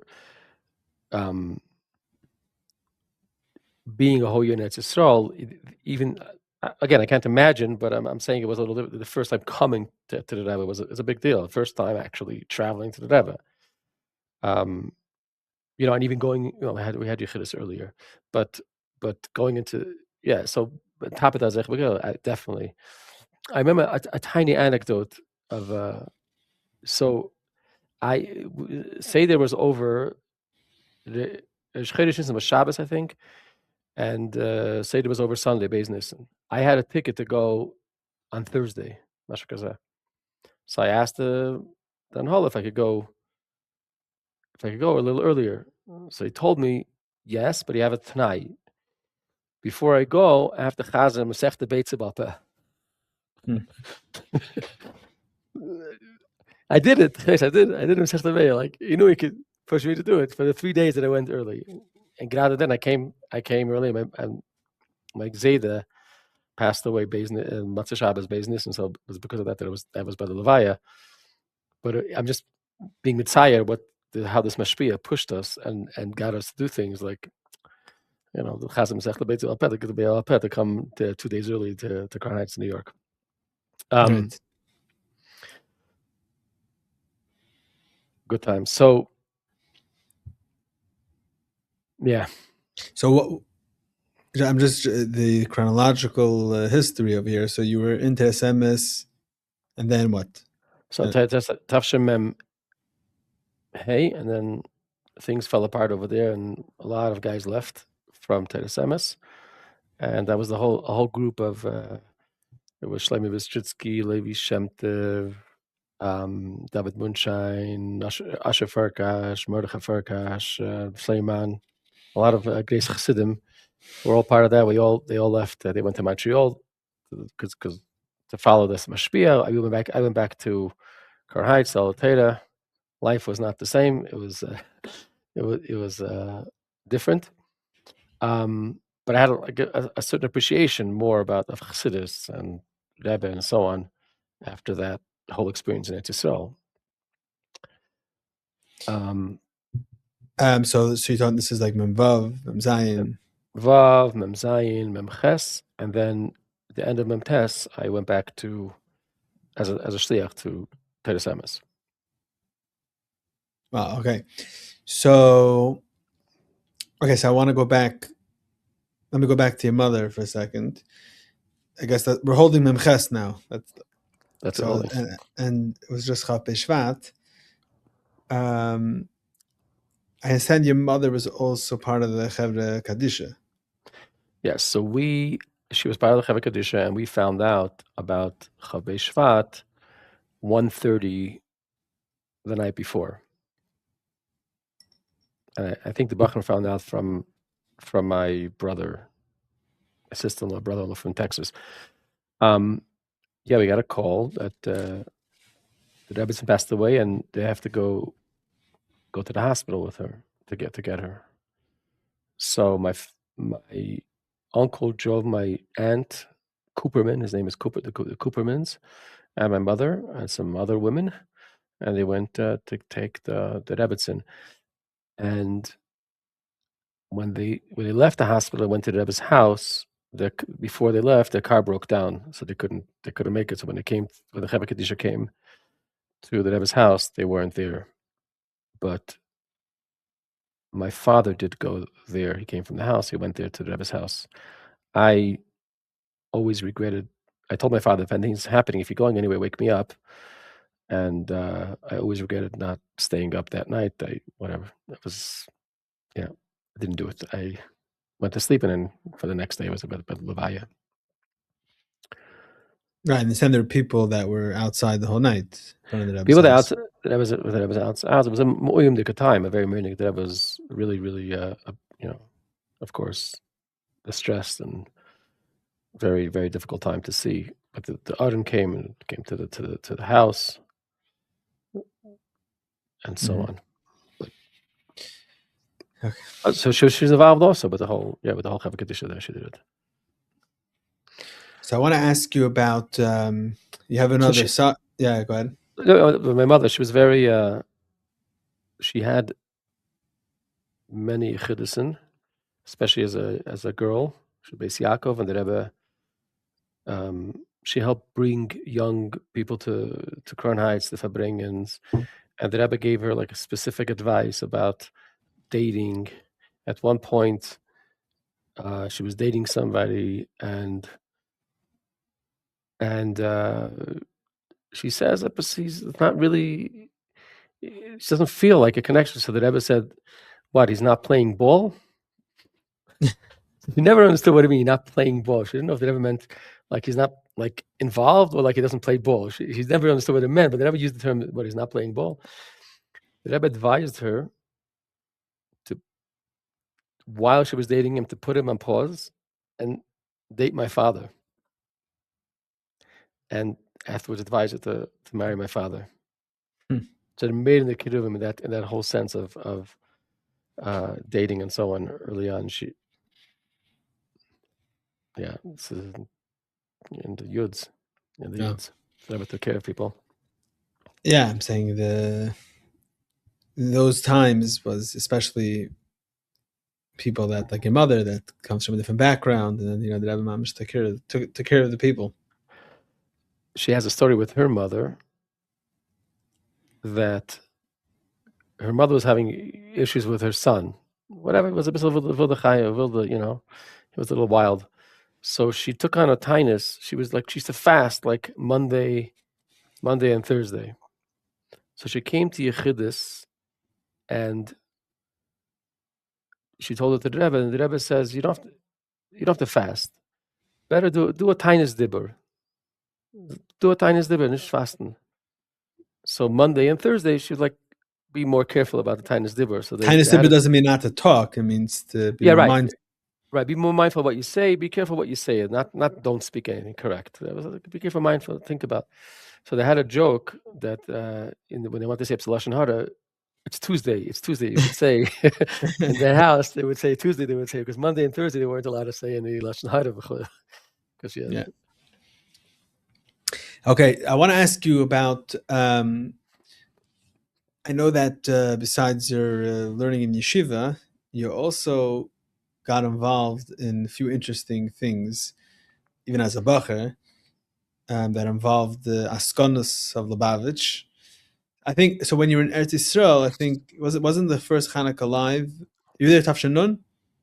Yes, we were at Tafshin. So we were at Tafshin. It was a nice group of us. Avraham Sternberg, Mendel Azimov, Mendel Feldman, Zalman Zirkin, Zalman Volovik, Yosef Vogel. Okay, a whole group of shluchim. And we found out that Yosef Vogel was, speaking to his father. There's going to be a Hanukkah live, and it's going to be in London. And we were shocked that it's not going to be in Eretz Yisrael. So we started speaking to some Askanim, and they said, it's maybe if you take it on, you could do it. Whatever. I don't exactly know why, but it was extremely expensive. The downlink, just to get the satellite downlink, was $25,000, and a huge sum in those days. So we're going to get $25,000 to have the downlink, but it was so important that how could you have a Hanukkah live without Eretz Yisrael? So at that time, Rabbi Yasel Gutnick was in Eretz Yisrael working on Shleimus Haaretz. It was Tafshin Nun. That was after the whole Tegillah Masriach, that whole story, right? It was before, because Tegillah Masriach was Nisan that I spoke about. So he was there. Something else. No. He was there. Maybe it was part. It was the same time. It was that time. Yes, I don't know. It was before. Yes, it was right after. Yes, he was putting together the government. He was staying. He stayed in one of the hotels that didn't open up yet. He has a whole floor. He was there for months. The Rebbe didn't let him go. The Rebbe told him to stay there. So it was during that time. Yeah, it was that time. So they told us. I'm saying I don't remember which month the whole story happened of Tegillah Masriach, but I know that after the government was toppled because of the Rebbe said that he's not for Perez, and then the two Chavei Knesset were hiding, for the vote, Mizrahi and what's his name, Verdiger. So afterwards, I think the Rebbe sent Yasel Gutnick to Eretz Yisrael because now you need to build. Shamir needs to build a coalition, so he was involved. Okay, so it was right after. Correct. I don't remember the dates, you're right. But yeah. You're right. So we were bachar and we were involved. Like it was a exciting time. And I remember on that note speaking to Lubavitchers in Yerushalayim, and they're explaining to me why it would make sense for Chabad to be involved and make a coalition with Peres. It was mind-boggling. It was like the regular Chassidim were talking about that whole process, and that was a normal thing for them. They weren't. It was shocking. Any case, so they told us, you know what? Why don't you go to visit with Yasel Gutnick and see if maybe he'll sponsor it. So Yosef Vogel, myself, we went out to his hotel. Kasriel Shemtev was there. He was helping him. Yeah, I was going to say that I only know about what I just said because I heard it from Kasriel Shemtev. Yeah. Spent a lot of time, worked hand in hand with him, spent a lot of time, and Yasel Gutnick said, okay, he'll sponsor it. So we got the main thing covered. And we started working to try to get this going. To set it up, we had to get permission for the Kaisel. And it was never was there a video at the Kaisel. Never was a satellite projection of a video. Now, obviously, we're not going to project it on the Kaisel itself, but even to have a video at the Kaisel was unheard of. And we went to the Rabbi Kaisel. Askana went to the Rabbi Kaisel, the Rabbi Getz, and he was very close to Chabad, and he said, sure, you could do it. And then they started harassing him, and they wanted him to stop it. And at that time, so we went around the whole Meir Sharim and the whole Yerushalayim with bullhorns, we rented cars, and we everybody, Kulana Lakoto Lamaravi. It was a whole campaign to get everybody to the Kaisel. The buses that were going, they went straight, like they filled up and they straight. That day it was packed. We got the whole Kaisel packed. And this rabbi, that day, had to push it hide because they wanted to stop the whole thing. They wanted to pull the plug, that there should not be a Chas v'Shalom video at the Kaisel. And, but So he's hiding, so he's not available. Not available. He couldn't stop. They couldn't stop him. He was hiding. So hiding in Tafshanun in Eretz Yisrael was the theme. It was a theme. Yeah. So we had it. It was amazing. I mean, for the first time, Begashmis, the Rebbe saw the Kaisel live, and the people in Eretz Yisrael saw the Rebbe live for the first time. I mean, it was a historic. It was amazing. All the Yerushalmi went. Everybody came to see the Lubavitcher Rebbe live, and to have a schus that the Rebbe Pashat saw live the Kaisel was amazing. It's amazing. I mean, the whole phenomenon of Hanukkah live, that people are seeing the Rebbe live and the Rebbe seeing them, is an amazing feat. But then that you were able to make it happen in Eretz Yisrael, that's very special. Unbelievable. From what I understand, there was at that point there were 4 satellites around the world. The whole thing was 4 satellites, 4 international satellites, and all 4 were hooked up for this Hanukkah live. Derech Agav, you watch the video. It's very interesting of Hanukkah live. I just recently watched it, and at the end of the Sikha, the Rebbe speaks about giving Hanukkah geld, and you see Rebbe Grona goes over to the Rebbe and wants to know the Seder, how it's going to be, because they wanted to give dimes to the kids and dollars to the adults. And he asked the Rebbe if the Rebbe is going to give it Alain, if the Rebbe is going to give it himself or to the Tankisten. And the Rebbe says, Alain is better. Alain is better. I mean, alone, to do it himself is a lot better than to give it to Tankisten.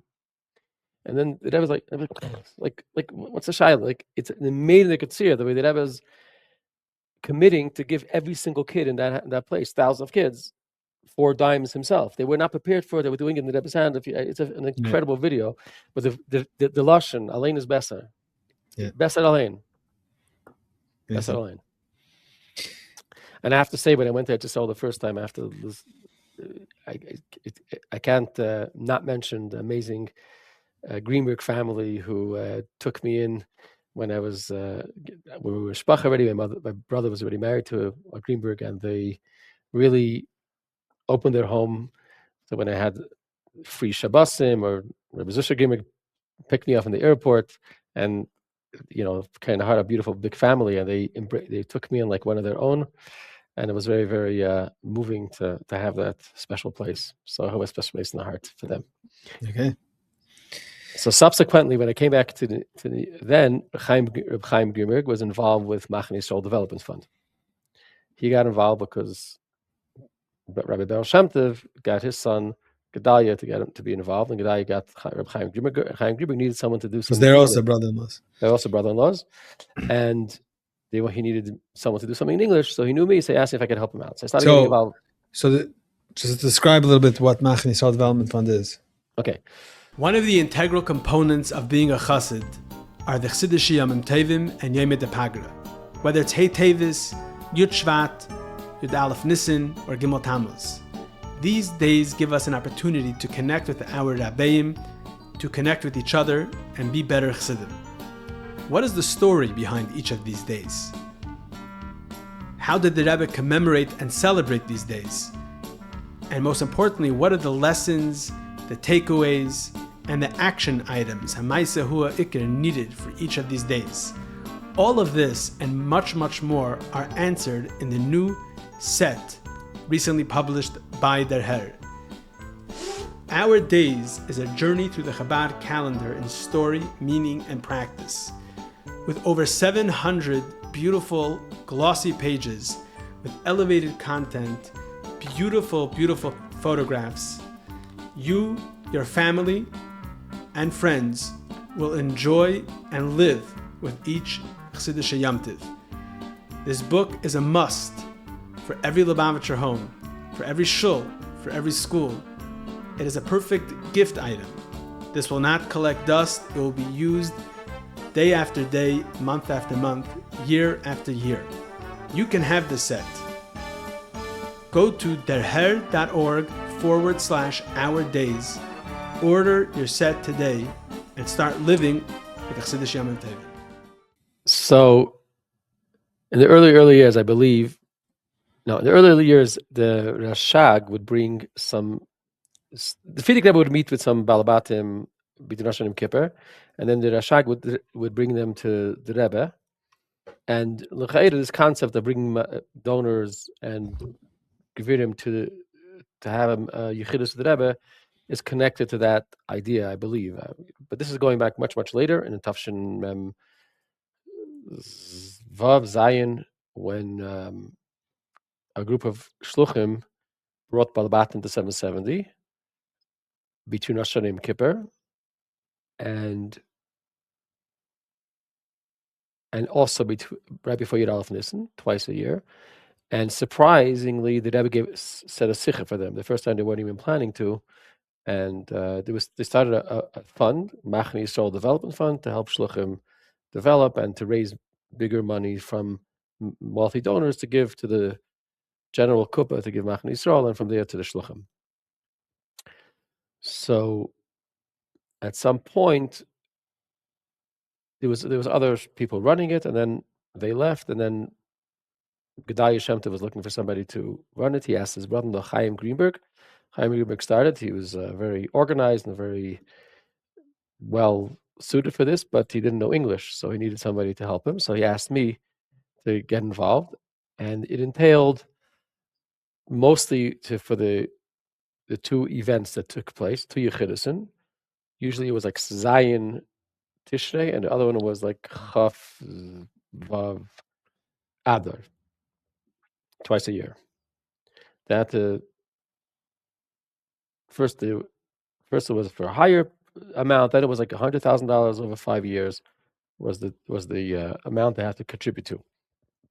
And there was a whole vat. There was Rabbi Herson, Rabbi Berel Shem Tov, Rabbi Simcha Zirkin, like I said, Rabbi Shem Tov, and a few other shluchim. We wrote quite a number of years ago. We wrote a very nice article on it. I believe in that article there's the list of the vat. Yeah. So I started helping out around the events, around the Yechidus, and then later, slowly, I was getting more and more involved until Chaim Greenberg was getting married, and he asked the Rebbe if he should stay on and do this and continue back in Israel or go to Yisroel. And the Rebbe told him right away to go to Kadima to Yisroel, like out. And he went to Yechidus, and that's when he told me, Berel, you're taking over. So I was still a bacher then, and I was like, how can I run this important place? So to be working, of course, with Rabbi Krinsky was there and Rabbi Kotlarski, but throughout the year, people would make donations, and they would have to get receipts, and they have to be recorded, and other shluchim would wanted to sign up people, and it was a whole office. And then after the Yechidus, it means sending him letters from the Rebbe and giving them the pictures. People would order pictures when they were at Yechidus and so on. So there was a little office in 788, room 206, and we had our little office there. And at a certain point later, after Chav Zayin, the Shalom Cement also got involved. But for like 8 months, so I was responsible as a bacher, and so I got to be by the Yechidus as well. At that time, the Yechidus were in 770 downstairs, and we cleared out the whole 770, set up some mechitzas around, made it look a little more presentable for the balabatim, interact with the balabatim, interact with the shluchim, and so on. So, also very amazing privilege to be part of it. I remember one year. So the last year where the Rebbe came to the Yechidus was Tishrei Tafshinun Beis. And they asked the Rebbe when to do it. And the Rebbe said to do it Sunday. I believe it was Zion, but Sunday between Rosh and Kippur. On Sunday, the Rebbe was giving dollars, and all the guests were there. So it's going to be definitely a long dollars at that time. And they panicked. They wanted to change it because why should the Rebbe have to do dollars and then Yechidus Machane Yisroel? But the Rebbe wanted to specifically that date. So they decided that they're going to ask only the top donors, like make a small group, not a full group, only the top donors. And they asked Rabbi Krinsky to ask the Rebbe, and the Rebbe said, B'Shem Eifen, they should do it. Everybody was there. Everybody should be there. And that was it was large, it was big, it was growing. Baruch Hashem, there was more people getting involved and more balabatim. And because the donors would also have like a yechidus, like a mini yechidus with the Rebbe. Right. So that was the point. They would have the opportunity to share. It was a mamash yechidus, a few minutes to share to share with the Rebbe, to talk. So at first it was upstairs in 770, and they would just walk over without no order, or just speak a few minutes to the Rebbe. And it made it clear where the Rebbe's like putting all the envelopes in his pocket, and his pocket's being big. It's like it wasn't really coordinated well in that sense. It was supposed to be like a quick yechidus. But then when it came downstairs, and especially when Chaim Gimmer got involved, it was very, very organized. We made a step up, a higher step, and the Rebbe's table, and organize a special way of going. And we even, by the way, in this month, when did he get involved? Tafshin Nun. Yeah, Tafshin Mem Tes, Tafshin Nun. I think it was Mem Tes even. It's like if you look in the upcoming Deher magazine, in the section Rebbe to Rebbe, there's a whole slide of pictures from Machane Yisroel, and you already see how it's developed, and it's a nice event at that point already. It was, yeah. He did a lot, and at that time, I remember we even scheduled when people should go, and gave them like a sense of when they're going to go. And I remember, yeah, and it was hard for the Rebbe. I mean, it's like the whole day of dollars, especially that one, Tafshin and Dal Beis. Remember, it was Tafshin and Beis. I'm sorry, it was a whole day of dollars, and then the Rebbe came down. The Rebbe left the Yechidus at 1 a.m. And I don't think there was even a break between dollars and Yechidus. And the Rebbe spoke a sicha. Spoke a sicha, and then the Balabatim went together to then. And the Rebbe said a sicha for the shluchim, and the shluchim. Then the Rebbe gave dollars to everybody, all the shluchim and anybody who was there. I never felt comfortable taking a dollar as a bacher there, because I didn't really feel that I belonged there. It was a bacher, asking whatever, what are you doing over there? So I never took a dollar or at Machane Yisroel Machlal. I remember once there was two balabatim wanted to sign up. It was probably Tafshin and Beis, and I told Rabbi Krinsky to tell the Rebbe that these two balabatim want to sign up. So they were friends of Ami Peikovsky. So they told us. So Rabbi Krinsky was always out. So I sent him a fax, or my fax machine to his fax machine. And it said that these people are writing to asking for a bracha. And I signed my name Berel. So he shows me the fax afterwards that the Rebbe answered on the fax. V'gadol haschus,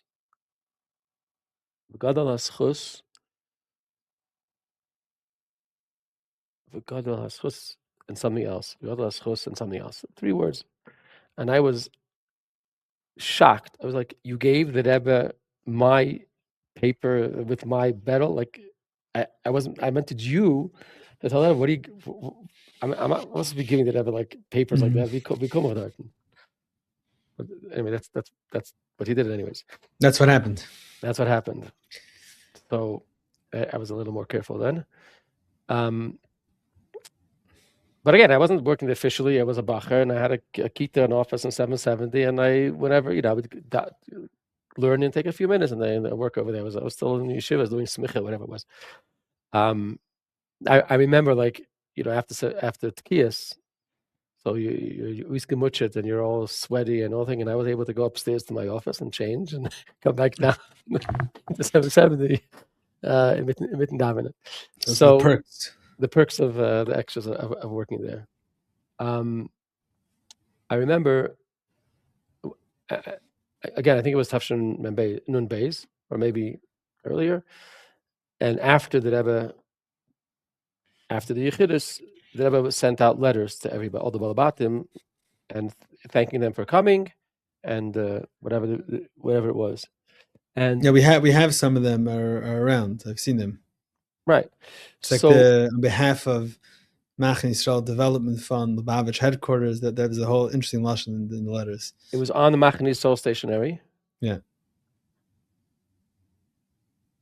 Was it on the stationery? I don't remember that. No. I'm sorry. Was it Rebbe stationery? No, it was Rebbe stationery. They're around, so last some. Yeah, right. Okay. So, but I was into computer, so I was able to make what's called a mail merge. I know today's like a few clicks. In those days, it was before Windows. In 1991. MS-DOS. MS-DOS. So I was able to do. I knew how to do. You know how to use it. You know how to use MS-DOS. I know how to use MS-DOS. Exactly. I would have to have someone else load the game for me. I didn't know how to do it. And everything. So I would have like one of the first computers in Chabad. I had a T1 line to Chabad.org. I helped them out, so I was involved with those with the computers and so on. I gave Pinto his job, the famous Pinto, who took over my who ran the IT for 770. Right, it was my job. I gave it over to him. So you were the first IT. I was, yeah. I guess I made the first network between two rooms. I didn't know what I was doing. So I was mail merging, and it was very sensitive. I have to make sure I get it right because the Rebbe is signing these letters. This is not a joke. So he went once and I had a mistake. I had to make it over again and do it over again and printing. And it was a process.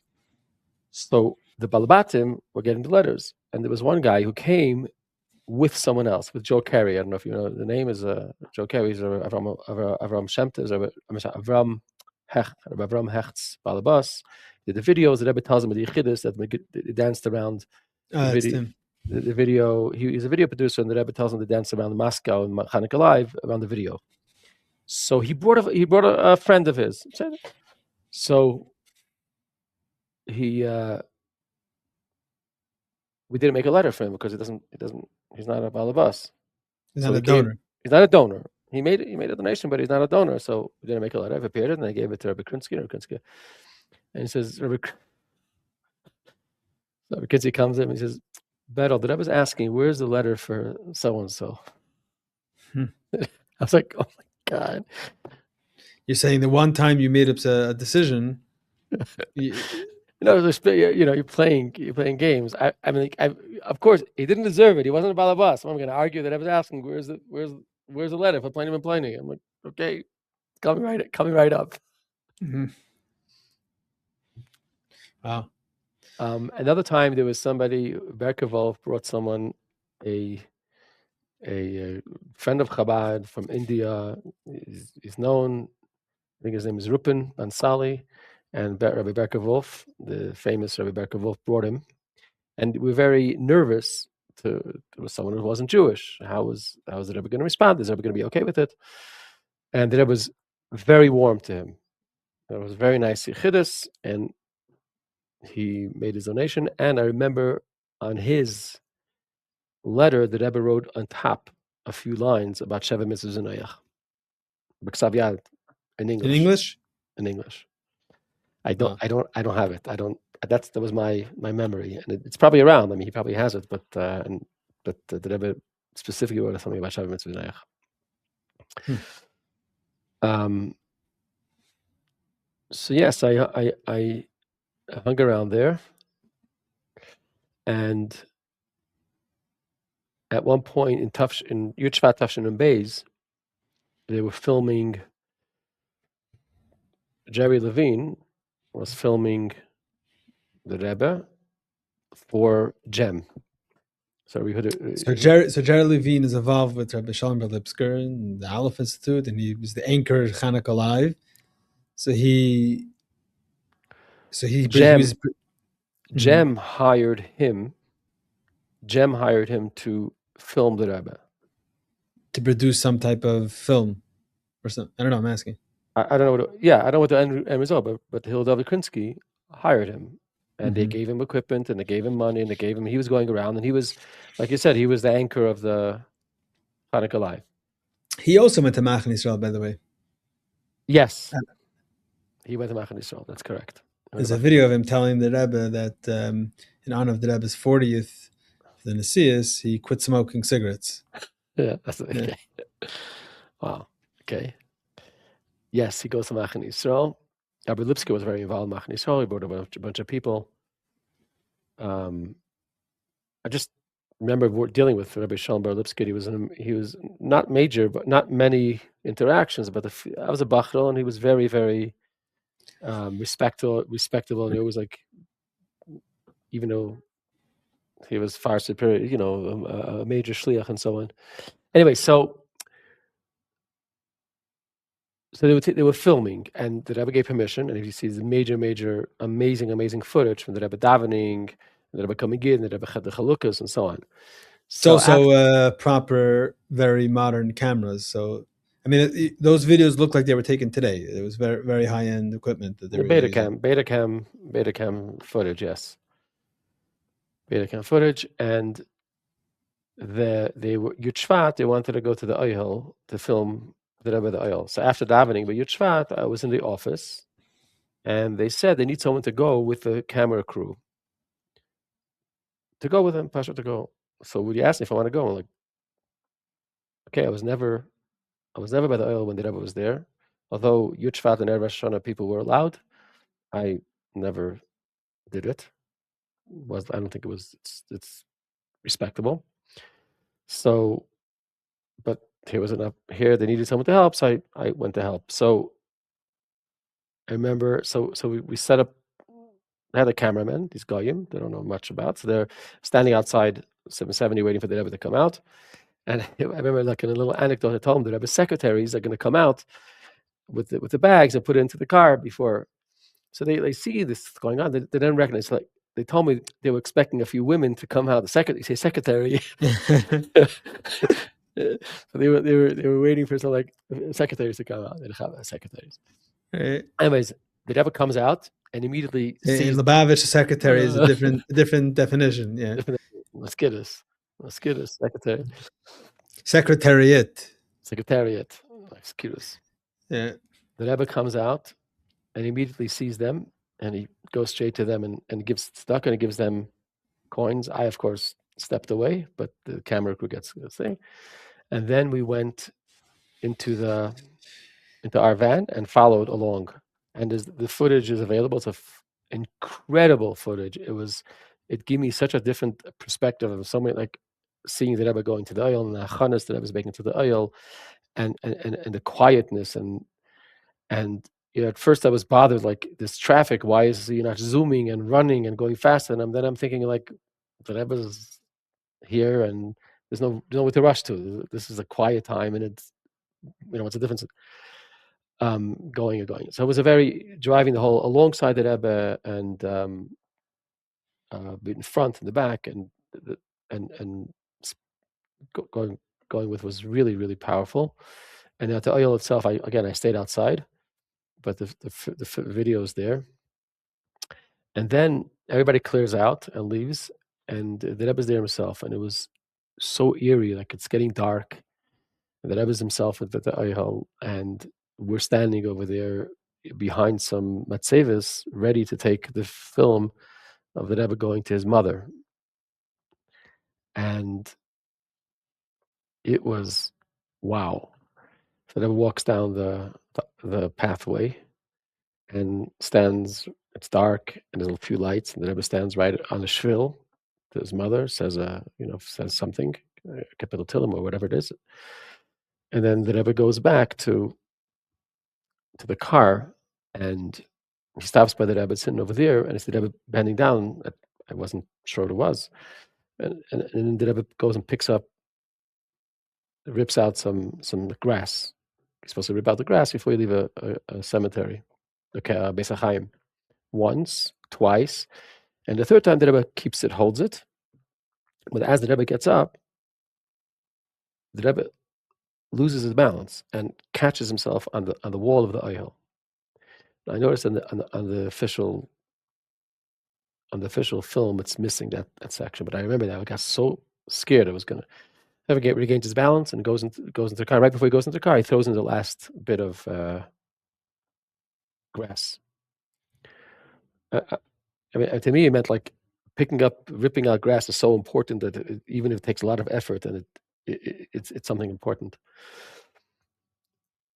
We went back to 770. It's someone who, as Bacham, we didn't go much to the oil, so we didn't really know the directions to the oil because, you're Shvat maybe, you're not even, and we we didn't spend much time by the oil.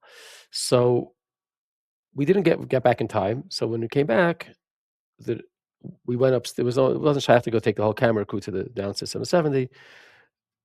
We went upstairs to Rabbi Krinsky's office, and in Rabbi Krinsky's office there was a closed circuit TV, a TV monitor.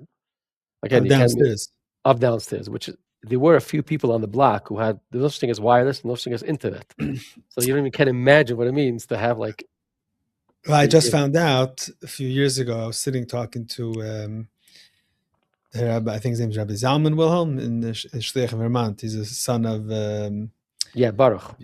No, son of Rabbi Yitzchak Wilhelm from the library. Baruch's nephew. Yeah. So he, my parents live on Eastern Parkway. They're back to back with the Kazins, the Yossi Kazins. So this Wilhelm tells me, oh, by the way, we also had a live circuit because Yossi Kazin worked in WLCC, and there was a wire that they wanted the cross Brooklyn Avenue. They took a wire from 770 through all the backyards, threw it across Brooklyn Avenue. Wow! It was running. So he says, if you would have known about it, your house could have also had it because it was running through your backyard. Wow!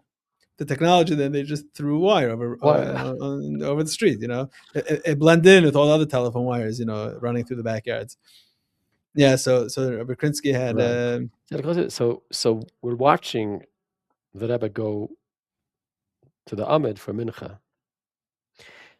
and the whole day the Rebbe's hunched over. But here, the Rebbe walks straight up, very straight. And I remember Rakinsky saying to me, he says, Berel, is this the same Rebbe we just saw? When it came to Mincha, the Rebbe was very strong, and it was Pella, Mamash Pella. Yeah. And also, they also came Chav B'Shvat, this crew. They came Chav B'Shvat, and also you see that, which is also interesting because I was listening last night to the two sichas, and there's a sicha of Leil Chav B'Shvat and Matzai. It reminds me of what you're saying because the Leil Chav B'Shvat before the Rebbe went to Kuntris, the way the Rebbe is speaking, the Rebbe's tone is very quiet. And then the next night, the Rebbe says another sicha, and the Rebbe sounds totally different, very, very much louder, and I was like. What you're saying resonates. It's within 24 hours. This thing. And when you watch the videos, the raw footage of the Kuntresim was the first night. I think so. Yeah, Chav B'Shvat. Yeah. You can't imagine that Rebbe is going to give out Kuntresim now. The Rebbe stands there and gives out thousands of Kuntresim, the pink Kuntresim, and it's superhuman. There's no touch. I mean, Begashmi is how's it possible as. If you look at it, the Rebbe was, it was challenging those days. It was very, very difficult. I mean, if you watched how much effort and time the Rebbe took to give you those kontresim, I remember one of the first kontresim that became regular was Vav Tishrei Tafshin Nun. So that year, I mentioned that time already was Tafshin Mem Tes. At Rosh Hashanah, the night before Rosh Hashanah, the Rebbe gave out Kitzurim V'Ha'aros, a thick book. It was the first time, and it wasn't shrink wrapped because no one had the idea of doing a shrink wrap to just give it, and it was hard. There were at least, I think, 6,000. They said that the Rebbe gave out that time.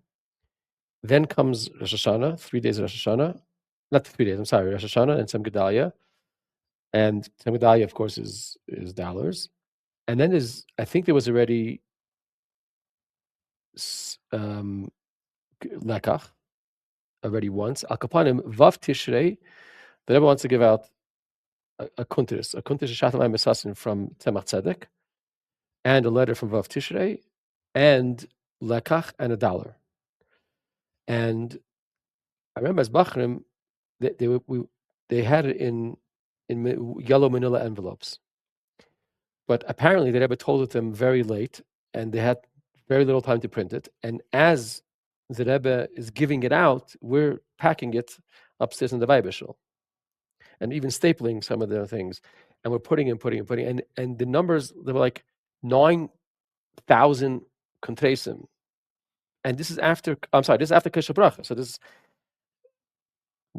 Thursday night, the Rebbe is giving out, say, 6,000 books. Matzah Rosh Hashanah, the Rebbe is giving out Keshe Bracha.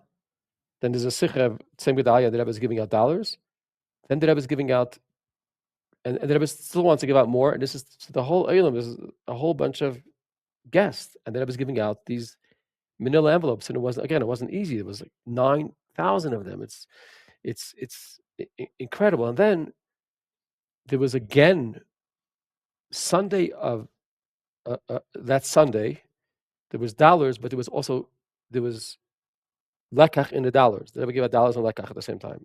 Thousands of lekach and $. And then there's a sikha almost every single night, Tafshanun, literally every single night. And then if you look at the thing, I noticed all of a sudden that there's a Chalukas Keshe Bracha, Chaf Tes Tishrei. Like, what's a Chaf Tes Tishrei? When is the Keshe Bracha? The Rebbe gave out Keshe Bracha on Shabbos, Bereshis. Shabbos Bereshis, which is a week after. So not slowing down, but actually giving more and more and more. And so I have my thoughts and my feelings. Where are all these kontresim?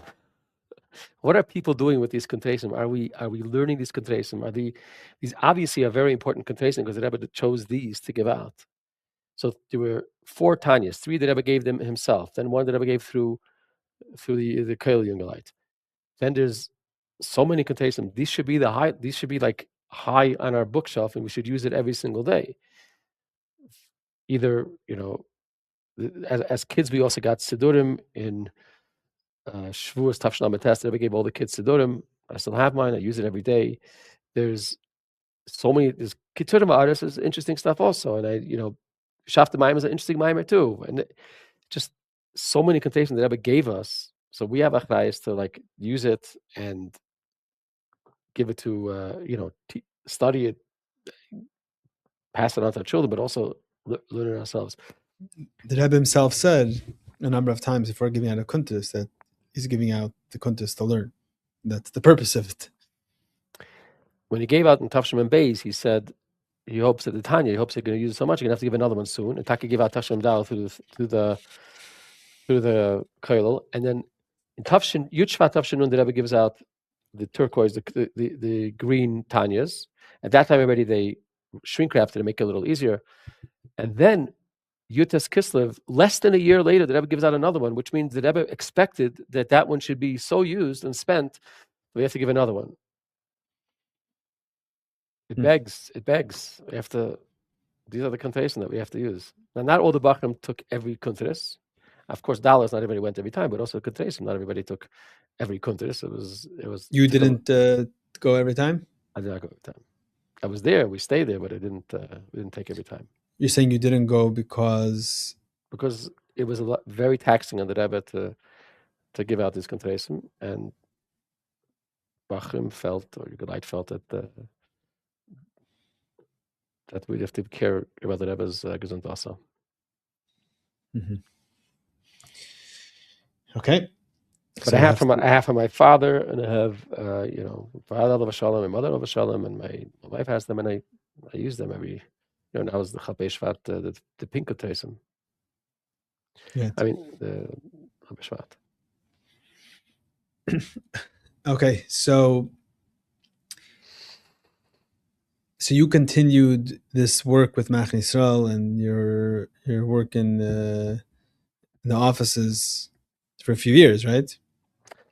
Yes, I was working Machane Yisrael, and then I was also did some haga of some svarim for my brother-in-law, Rabbi Levertov, the mitzvah I was at Marim. So I compared it to Guf Ksaviyad. It was also very amazing work to have the Guf Ksaviyad of the mitzvah Rebbe and read it and compare it as just a fun work, fun ideas to actually be able to read the Kisviyad. And then at that time, Zalman Shmutkin was working in the LNS, the Bavitch News Service, and he got me involved there as well, helping out with some media, with some, when they had to go around to Crown Heights and or interact with them and had some interviews. He trained me a little bit to be a little bit involved with the media, and then he started helping out Bechlal in headquarters. And I have to say that Chav Zayin Adar and Gimmel Tammuz was a bombshell for them. It was extremely, extremely difficult time. They felt it like direct hit because they had no idea what's going to be. No one knew what's supposed to happen, who's supposed to take control, what's supposed to be happening, and we basically felt the Lubavitch is collapsing. I mean, I don't know. I'm assuming that's certain feeling that it was by Shluchim as well, but this is the office that took the Rebbe's hey to us, and they're working with the Rebbe, and all of a sudden they're on their own, and they have no idea, no clue. They're picking up bits and pieces, and no one, I can tell you from inside, no one had an idea how it's going to continue. The Rebbe, Kamuvan, the Rebbe did what he did, and the Rebbe continues doing what he's doing. But Begashmias, the people on the ground at working in the Chabad headquarters does not really have it together. For sure, did not have it together. It was the Rebbe did himself. We had no idea like what's supposed to happen. Like we're supposed to. I remember even like going home from the hospital on Tufshin following the ambulance and Gimmel Tammuz. So like we were like, what's supposed to happen? Like what's there to do? So finally, Zalman Shmutkin put it in perspective. He calls me up. He tells me like, there's going to be media who are going to be coming, and they're going to want to have a good perspective because there was some negative things happening over there, and they're going to want to focus on the things that are on the negativity, and we have to make sure that they get a good understanding of what happened, of what Lubavitch is, and what the Rebbe was, that the Rebbe is, and so on. So I remember we were fielding calls from, I was in Rabbi Krinsky's office, and they called from Israel. So as Makoreh, Kama Nashim Shama, this is noch before the Levaya, and there are people down, what's going on, and who's there? Like, I told him, like, what do you want? I mean, there's a lot, what do you want me to say? What's there to say? There's nothing to say. And then, we went to the Oyel. I was inside in Gimmel Tammuz, and then after coming home, I was already married then. I was second to the last wedding from the Rebbe in 770. I was married Chaf Adar Tafshin Nun Dalid. That was a Thursday night. Monday, the Rebbe went to the hospital. Eye and ear. Before Chav Zayin Adar. The second Chav Zayin Adar. Before the second Chav Zayin Adar. The second Chav Zayin Adar, I saw them transporting the Rebbe from one hospital to Beth Israel. So in the morning, like finally went to sleep, and it was like there was, we stayed by the oil a long time, and then came home, and then like there was like nothing, like what's gonna happen? There's nothing, no reason to wake up. So then I got a call from Rabbi Yossi Friedman, and he told me that he says, Berel, they're going to be opening the Rebbe's room for davening, and because everything is open, they need a few people to hold sit to make sure no one takes anything, no one walks off with anything. So he asked me if I could come and help out. So that's what got me out of bed, and we came, we opened it up, and then later we kept it open for we kept it open 24 hours for shiva, and for other times they wanted to know who's going to take responsibility. Aguch wanted to know who's going to make sure. So it was Rabbi Elkanah Shmatkin and I. We said we'll take care of it, and that's why we kept it open. For there was, they learned and davened there for I think for the shiva and for other times. But it was extremely difficult. I mean, Klal Yisrael, but I'm telling you from the headquarters itself, no one had really a sense of what's going to be. Then came the Kinnis Shluchim, and also was like Shluchim, like, why should we come? What's to come for Kinnis?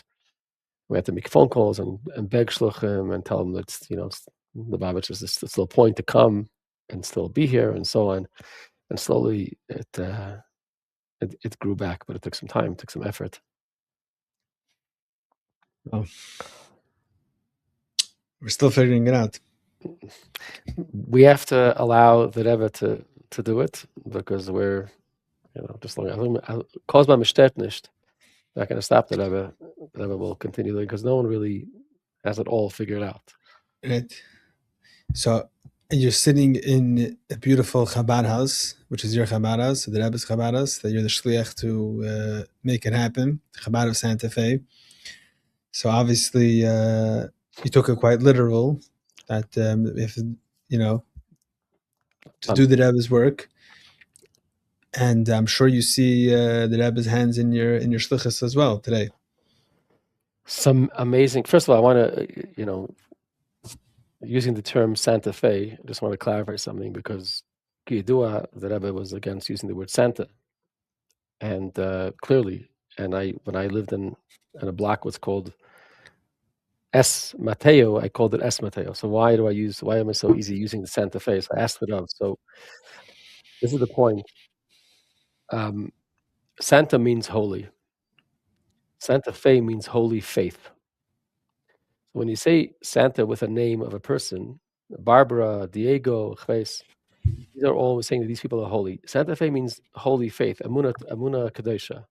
So the Rav said I'm okay using it Santa Fe, but still sometimes I write S Fe, just to, I'm not comfortable with it, but it's different than the other Santas. Just want to make a clarification. I'm not okay. Also, the way we say it over here is Santa, so we skip out the sort of Be'etzim.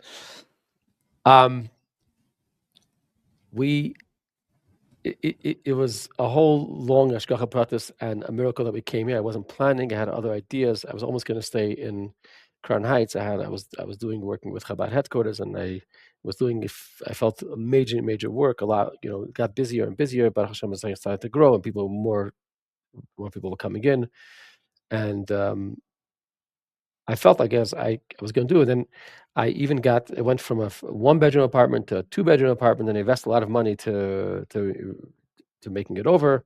I thought, I wasn't sure if I'm going to. And then I was on a trip in California, and then I got a call from Rabbi Mintz that there's an opening in something place called Santa Fe, New Mexico. I'm like, what is that? The face. You're ready in California. Why don't you go out to see it? So I went to see it, and I'm like, I don't know, whatever.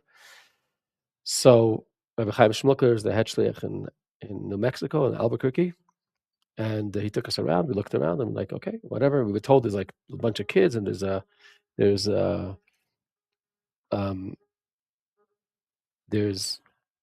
place for a school, and whatever. We had some seed money, and we came out here. We had no idea. It's a beautiful place.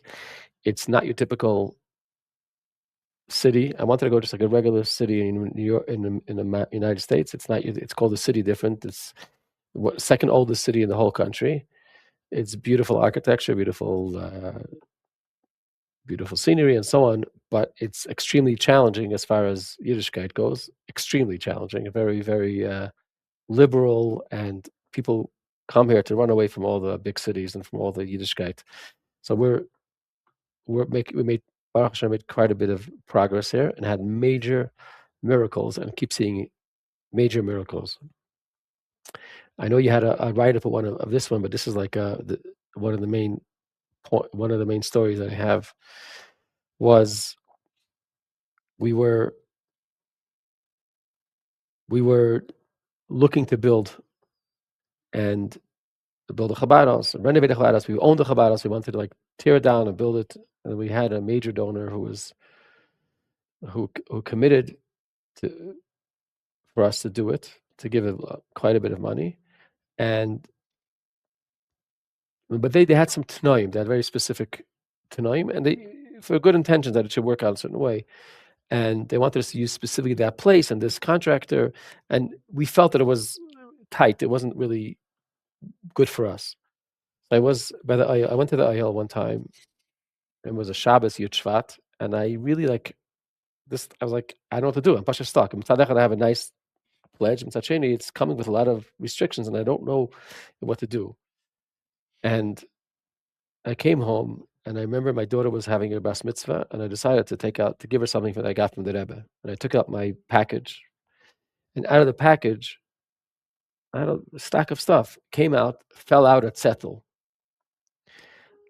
with a original ksaviat from the Rebbe, about 2 inches by 2 inches, a square, ripped, and it had a circle like a text bubble. If you want to, and it had 4 words. Saying from who? From what? From so what happened? It was my collection, and I'm assuming it came to me from my father's Yerusha, like I got that part. I don't remember getting it. We divided the things of my father. All of a sudden, my father collected things, letters that he got, or stam stuff. He was a bacher mimush, So he had the stuff he got, and it's settled. Comes falling out, and it's a guf ksaviyat from the Rebbe, original, not a copy, but original guf ksaviyat from the Rebbe. It looked like from the early years, the handwriting, and it had 4 words on it. It had b'meretz, v'hispashtos, livli ches, with widespread energy without fear.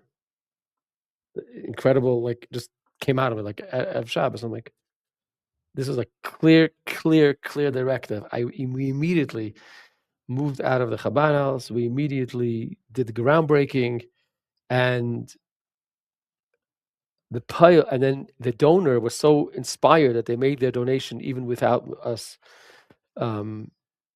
getting to the point where we're ready to had the other money. And then at the end, we ended up ditching that whole program and buying a building in downtown Santa Fe, 3 stories, 16,000 square feet, in the heart of Santa Fe, in the heart of the historic, and it's such a big Kiddush Hashem. It's like the biggest Jewish building. Baruch Hashem, we did very nice renovations. We opened a deli, which brings in tons of Yidden connection to people we never imagined. We brought another shliach down, my son-in-law and daughter, Rabbi Shmuel Itkin, doing amazing work with the people. And I'll give you a little story that happened just a few days ago. Someone made a donation at the end of the year. Someone name I didn't recognize. So I called them up and I said, what is this? I did it in honor of this and this person, a doctor who's on your list of people who, your end of year campaign. So I asked him, are you Jewish? No, I'm not Jewish. So I said, you know what, let's have lunch. Let's talk. So he comes to lunch, and we have a long conversation. He tells me about this church and about how, and I tell him about how Chabad and how Judaism works and so on. Mamish, like from the beginning, it was a beautiful conversation. Amazing. He's into marketing. And I asked him, Shaila. Anyways, at the end, like we're ready to go. And so he says, I said the word Bubby, and he says, a Bubby means grandmother. Oh, because like I said, because my great grandmother was like a Ashkenazi Jew from France. I'm like, what did you just say? He says, yeah, I had some medical issues. I have to do some lineage, and my mother is so and so, her mother is so and so, and her mother is so and so. I'm like, you're Jewish? Like what? He didn't understand. He didn't know. We put on tefillin, we benched, we connected. This is all a mamash frische Meise from the deli. This is alles besos a deli. So we at the Rebbe's hand, and major things that I wouldn't even imagine, and I'm still, like I can't imagine got the job, that kind of thing. So such miracles, and the Rebbe took little kids and little people. We grew up in Al Torah. We don't even know the ways of the world. We don't understand the culture or anything. But you keep learning the sichos and you keep learning the marim, and more importantly, you read the letters and letters and letters. And the Rebbe's guidance is unbelievable. It's clear. Now today, when the whole world is going crazy, there's you have to understand. We know we have the answer. We know that we're the address of saving the Yiddishkeit and saving the world and being strong and unbelievable. And if you Amazing. notice, the Chabad house is I try to keep it very clean. That's my thing, and I associate it to a story with the Rebbe. So as a bacher once, I decided instead of being downstairs when the Rebbe came down for davening, I want to see how it is upstairs. I was never upstairs when the Rebbe came down for davening. So it's the middle of a weekday, so there's nobody's there, and I'm standing. Of course, I'm not standing in the main. The Rebbe's going to the elevator, but not standing in the room of the elevator. I'm standing a little, in the The other room, hallway. the hallway, and peeking in. And the Rebbe comes out of his room, looks down, and he points. There's a paper. There's something paper there, and Rabbi Groen gives a look at it, and he goes, like, in other words, it's not a shamus or whatever. But so Groen turns to me like, pick it up. So I have to go and pick up. It was a piece of paper. The Rebbe saw a piece of paper. The Rebbe stopped. It was almost gonna pick it up himself, but the Rebbe couldn't stand when there was papers on the floor. Not shamus, nothing to do with shamus. Just picking. A shul has to be clean. A shul, and I was very disturbed about it. So I spend my today I don't spend so much my time doing it myself, but I pay people to do it, and spend money to keeping, and it makes a difference. People walk in and like they're, like, wow, beautiful. Like I didn't imagine, I didn't know. Like, try. Beautiful. Okay. Thank you so much. Very, very geschmack, and the way it all sums up. Yashakeh God. I think we're good. Thank you very much. Keep up the good work, and also my mother, Allah Shalom, Brocha Levertov. The hair, she has a big part in Chassidus. The hair, I know her house was an incubator of the early days of the hair. Many people spend time. My nephews and their friends spend time together, and maybe they even discuss things with her. So who knows? But she has a big source for that. Rabbi Levertov is definitely a major force by the Bachar. Okay, so dedicate it to her. Okay, Yashakeh, thank you so much. Thank you.